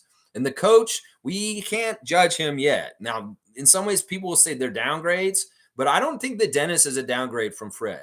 It's just he's a different flavor of ice cream we're not totally used to yet. And Darko, the jury's out. I can't say for sure if Darko's going to rise up and be a successful coach at some point. He could very well be not a good coach, and we're not going to win with him ever. And he just won't be that. In some ways, he seems like a winner. He seems like he's got the right things going, and we just need to give him time and give him a chance. I'm going to say this right now. If Darko loses this year, you can't fire him at the end of this year, guys. You have to give a new coach at least 2 years to try and do shit. Now, if we're not getting progress in the second year of Darko being the coach, then I will partly start taking participation in talking about maybe needing to move on from him. But this is way too early, and we got to really, really look at what he can be fully by them getting it and figuring it out and doing it right. And then we'll see. G saying, still people watch them gone. It's not always going to look the way people envision. That's right. That's right. Shaq Lindsay saying, the problem is Jakob on the post is not working. Pascal and Scottie need to be on the post and run the offense through them. That's interesting take. That's an interesting take. I mean, listen, if Darko's desperate and we're not winning and doing different things, I'm sure he's going to try different stuff. I'm sure he is. I like the things I've been seeing from Pirtle, working with people from out inside the paint himself. But I'm totally with you about seeing Scottie do some of that stuff himself. And of course, we'd like to see Pascal on the post a bit more. Blackhawk saying, Lex, it's not about Pascal getting to another level. It's about players outside of Pascal and Scottie improving. The improvement comes at the expense of Pascal's productivity. He has to take a lot of like shots to be productive. In some ways, he's a volume shooter that eats up a lot from everybody else to be able to do what he does, to be efficient and to be successful. And that's part of it. But in some ways, it makes sense to go heavy on Siakam like Nick did last year because the bench is just not good enough. And they're just not doing enough around there. It's a really weird situation to be in right now. There's no clear-cut solutions in a lot of ways. And we got to, as a collective, the coach, the players, the front office, the fans, everybody needs to kind of stay together and just kind of allow Darko a chance to get his vision to fruition. And until then, we can't say definitively if this is like this or this or this. It's still all being worked out. Cool Cat saying, Lex, thank you for saying Pascal and Fred overcame where they came from to be a star in the NBA and is to be commended. That is the respect I was looking for. Scottie is our future star and honor our past. Exactly. That's part of the problem is the fans get so mad about losing. They feel like they want to kick people while they're down and be like, you piece of shit. It's like, you dog, you shat on my floor. I hate you. And you're like mad at your dog and stuff like that. Why do you do stuff like that? In some ways, that doesn't help anything. These people did amazing things for us in the past, and they are a part of our huge history and legacy. And y'all sullying them and downgrading them and making them feel like shit is not honoring our grades. And yeah, I'm going to do that. And in some ways, listen, I'm telling you, Siakam and Fred are in places where they are in their NBA careers right now that they were never supposed to get to. And in some ways, that is a huge success story and something that people should talk more about. Siakam was laughed at when they called his name out. Everybody's like, who? Well, we got the last laugh with Siakam. We surely did. And everything about Siakam and his time in the Raptors is a huge success. because he came to some place. It's just, I'm saying at some point we can't expect him to go all the way to like a dominant best player in the league from where he came from. There's sometimes a ceiling or somewhere where you kind of hit. And it's not that he's not bad. He's one of the very few greatest players in the league. I still think he's a top 15 player in the NBA right now. It's just I wish he could do more in the end of the game. Carlos saying, good point, Blackhawk. Limiting Pascal might be deliberate to allow others to raise their level. Well, that's what everybody's saying. That's what the press is saying. That's what a lot of fans are saying. Blackhawk saying OG is supposed to improve, but the leg cramp makes it tough for him to go all the way out on his return. He will be better. I believe that too. And I don't want to act like OG's slacking or quiet quitting either, because I don't believe that. I don't believe that. And I really don't believe Siakam is either. I think that he's just got a lot on his shoulders, and it's a really tough weight to carry right now. G saying rebuilding from the inside out will be ugly at times. It's going to be how it is for a bit, but it's all part of the process. That's right. That's right. And Shaq Lindsay saying Dennis is a good backup, but not a starter. Teams are playing off of Dennis, forcing Pascal and Scottie to shoot. I don't know why they're playing off Dennis, because honestly, he's a threat. He can cause them problems in all kind of ways. Nah, I'm not agree with this, Shaq Lindsay. I think that Dennis is a good starting point guard in the NBA. And he's going to, once again, he can get better and get it more solidified because he needs to know his teammates better. He's so new. And it's amazing how he's connecting with them already. He has better assists than Fred did last year, and he barely knows the guys. So think about that. He can grow into being even better point guard with them. The fact that he's already got so many assists in the games that he's come out, and he's been very good. I felt like we have a real point guard right now. And I haven't been able to say that for like 3 years. Let's just put it that way. At least 3 years, maybe even 4 years, we haven't had a real point guard. We got a real center and we got a real point guard. We should be very happy to have both of those things. Peter's saying, I agree with G. And what are you saying? I'm a fun guy. Dennis is a better fit for the team, and Dario is doing well. Darko is doing well, in my opinion. We didn't shit the bed to lose the game in last couple of minutes. All right, Peter Saborn, you come in here talking like that. You're getting another dunk. I love it when you come in here, Peter, and you just set it everybody straight. You go, Peter Saborn. Blackhawk saying the surprise is how Gary struggled yesterday. This is his time to prove himself, but he's not doing a good job right now. Hopefully Gary can turn around. These guys are in contract years. They need to go earn their money. This is important. Fun guy saying Fred and Nurse gone was absolutely the best move. Following up their departure is where the failure is. Can't be blaming getting rid of their problems. Well, we got to look at it this way, fun guy. We're going to feel their loss, their absence right now the most until people kind of grow into the space that they left. Like Darko has to grow into the space that Nick left as a rookie coach. And then the stuff that Fred was doing for our team, people need to go and pick up those pieces and start doing them. Different people in different areas. And some of that stuff has not been picked up off the ground and is being done right now. That's what I'll say right now. So it really is. This is the worst part of it. As my dad said the other day, it's always darkest before the dawn. And in some ways, we expected to feel the void of Nick and Fred. And we are right now. And we're feeling it the worst right now. We're not going to feel it as it's like a breakup.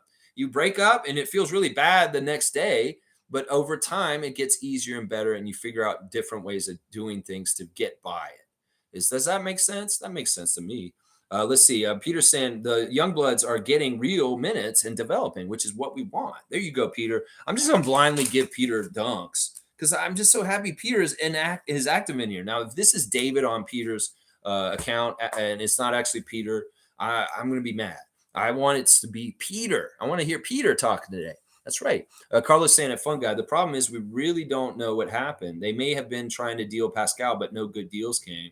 And he may have known this the whole time. And that may be part of the reason why he's kind of half-hearted. I mean, this is what Cool Cat would probably say about this. It's like, yeah, y'all jerked him around and tried to trade him, and you didn't get it done. And now he's still here, and it's awkward. It's kind of weird. Fun guy saying, Dennis is not a starting caliber guard. He's older and has been a bench player recent years. We didn't address starting guard problem. That's not true. That's not true, fun guy. Seriously. That man was a starting point guard and the MVP of the FIBA World Cup. He is a starting point guard. He can do it. He just matured and grew into it. In some ways, it's new to him, too. You know, he was the starter for the Lakers at point guard last year. He was. He started point guard for the Lakers last year, more of the 82 games than anybody else. I think he started 51 games last year. So you tell me he's not a starter. Darvin Ham and LeBron James wanted him to be the starter for them on their team as the point guard. In fact, he's a great starting point guard for our team because he's not going to dominate the ball with shooting shots and all that stuff. He's more likely to facilitate and play really sound defense. That's exactly the kind of starting point guard we want playing next to Scottie. Trust me. So yeah, I'm not going to slag on Dennis, and he is a starter. He's one of the most solid players we've had so far this season. Seriously. And he's one of the newest guys. He doesn't know anybody as well as the other guys do. And that's impressive to me. Carlos saying Dennis the best available guard when Fred left. Getting your core point guard doesn't happen overnight.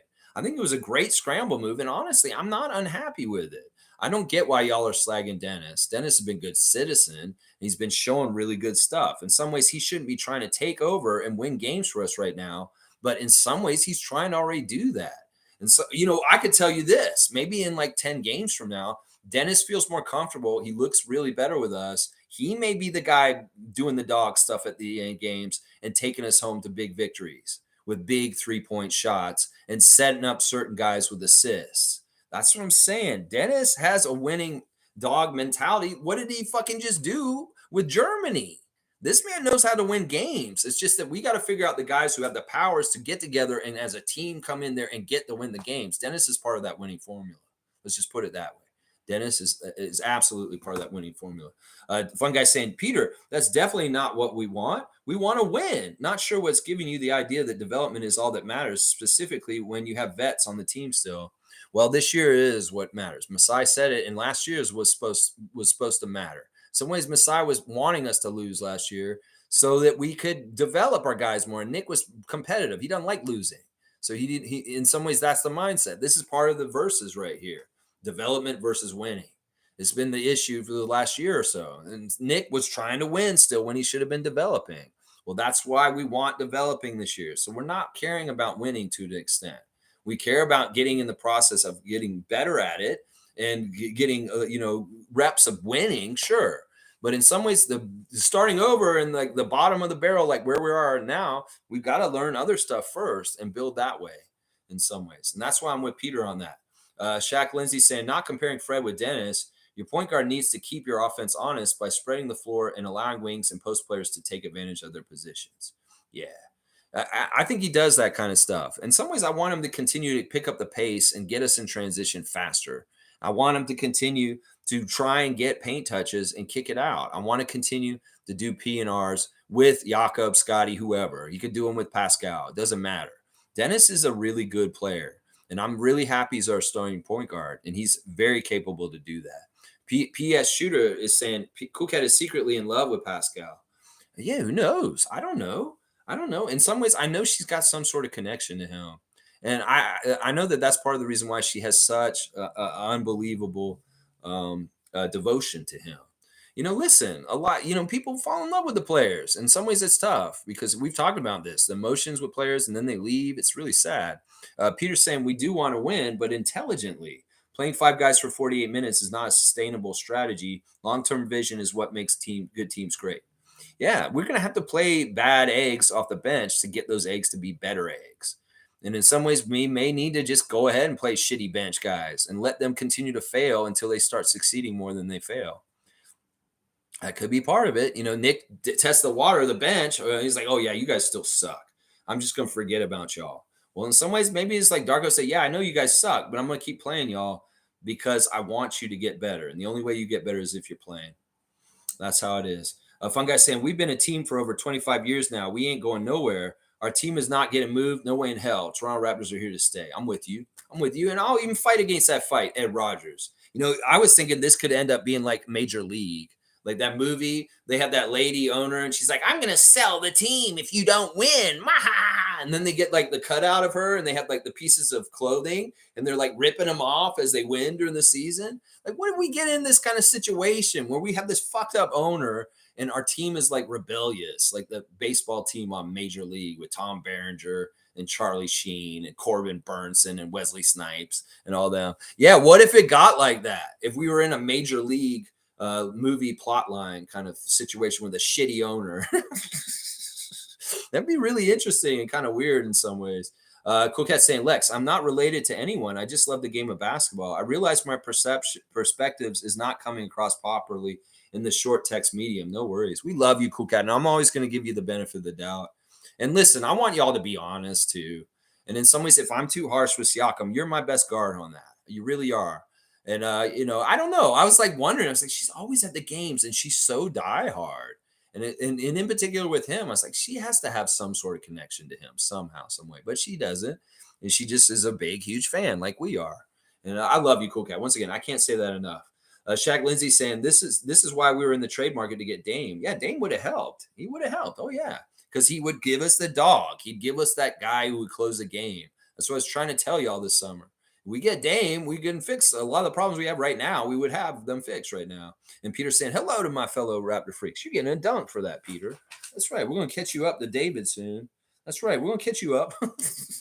Cool Cat saying, for anyone doubting I want Scottie to succeed, I think he can be a future superstar in this league. I love his personality. He's a kid growing up. Give him space for lessons learned. Very wise and smart things. I love it. I don't doubt that you're not for Scottie too. I just worry about it. Like when you say like, well, they're going to find out what it was like for them before them because you will have knuckleheads under you that are younger that don't listen to you. I was like, oh man, that seems like that's a mean comment to Scottie. All right, let's see. Fun guy saying, I bet Twitter PS43 is one of you guys. If it is, you're a bum, kid. Your hatred for Scottie is unbelievable. And to be honest, it's time we get Siakam gone so you can dip too. Laugh out loud. I know that guy you're talking about. I've seen them on Twitter. There's so many Raptors fans on Twitter that I unfollow and block all the time. It makes Twitter think that I'm not interested in the Raptors. I'm just not interested in the negative noise in the Raptors. And certain people I block out. There's some people I absolutely love and I follow very closely. Raptors Moments is one of those. Raptors Moments is a guy who's very interesting. I really like what you do. I like how you cut down little segments and get little clips. And we had a little back and forth, him and I, yesterday. And the dude's awesome. Honestly, I highly recommend Raptors Moments as one of the Twitter's accounts. And what he does is just really good. Really, really good. Country Con saying, Lex, you still think Gradey plays for 9 to 5? I'm glad you asked me that because I was like, I know somebody's going to say this today. I knew somebody was going to say exactly what Country Con's saying. I think he should still go there for one game. But that may be it. I'm telling you, I think he's going to go down there and he'll play so good down there. And they'll be like, yeah, you don't need to be down there. It's kind of like what happened with Koloko last year. And honestly, I think Koloko needed more down there. I really did. Alan Tam's here. Bam, son. Harden traded Clippers in a 7-player trade. Does Clippers still have first-round picks left? They traded him all the way for George. Bam, son. Yeah, that's a weird trade. The Clippers are really bought in with this, and they may not have much of a future after these old guys are done. Seriously, they've mortgaged the farm already with things like the SGA trade and all kinds of crazy shit that's gone on. So, yeah, interesting stuff, Alan Tam. And bam, son. Peter's saying, love that hat, Lex. Super dope. Yeah, I'm wearing my purple hat because we lost. I only wear purple when we're in a bad place. If you see me wearing a purple shirt or a purple hat, that means we're in a fucking shitty place. And you see the wall behind me, the 3 iconic Raptors, Muggsy, Alvin Williams, and JYD. The heart, the hustle, and the dog spirit to win the game at the end of the game. That's what these the heart, the small guy heart, the hustle of the JYD, and the dog to win the game. Alvin Williams. That's what those 3 jerseys behind me represent in Raptors culture. It's like you got to have that little guy heart, like Marquise Noel, Fred VanVleet, Muggsy Bogues. You got to have that hustle, like the JYD, like the Gradey Dick, like Scottie Barnes. And then you got to have that dog to close it out and win the game, like a Kawhi Leonard, DeMar DeRozan. That's what I'm saying. Yeah, stuff like that. Cool Cat saying, I flare up when we disrespect our championship players. Accept their growth and don't put unrealistic expectations on them. Pascal's 27th pick is a success story. Nothing to prove. Stop dragging him. Exactly. People out there that are dragging Siakam unnecessarily in really ugly ways, in disrespectful ways, that don't support the legacy of him being a champion and really important player in our history. Yeah, I'm not with them at all. And I'm with the Cool Cat. And I line up against those people that she's talking about right there. Yeah, dang. Cool Cat saying, Lex, stop saying, hang on, I'll make sure I don't skip this. Hang on. Where is it? Stop saying quiet quitting. Pascal is a professional. He was taught the game by Rico Hines the right way. He has character and respect for basketball and grateful for his opportunity. Well, this is just a speculation that we've made today. And I'm not going to say that I believe it completely, but in some ways I worry about that. But I think you're right. I'm going to go with Cool Cat on this. When things with Pascal, I'm going to take her direction. She's right. He's not going to quiet quit and stuff. It's just in some ways his mood and the way he feels could affect how he plays. And that could be part of it. When he feels good and he's happy, we've seen that in recent years. When he's happy and he's just like focusing on being joyful and playing, he plays at another level. When he's kind of in his head and he's a little bit down, it's harder for him to get up. And I think this may be more what it is. And it has nothing to do with intentionally, I'm not going to play harder, because in some ways I see the future with the Raptors and what's happening. David's saying we are 4.8% of the way through the season. I'm not freaking out yet. There's some good things happening out there. It'll come together. Good things come to those who wait. There you go, David Saborn. All right, you can get a dunk for the positivity. I love it. I love it. I love it. Tom Duke is pointing at it too, and he's like this. And Lex, get out of here. Sorry for commenting. Let's go Raptors. Tom's really thinking considerate of me. Fun guy saying good things come to those who wait, not to those who wait too late. We got to go for all we know. That's the true transcription to take in. That's an interesting mutation of what David said. I get kind of what you're saying. David's saying Darko has coached 4 NBA games. Breathe. Yeah, that's a pretty good point. And Fun Guy's saying, don't think anyone should be out on Darko. Rather, other problems and holes that have been here for years. Laugh out loud. I don't know who you're specifically talking about. Most saying, I'm always going to be here when I'm not so busy. Raptors always. I know you'll be here.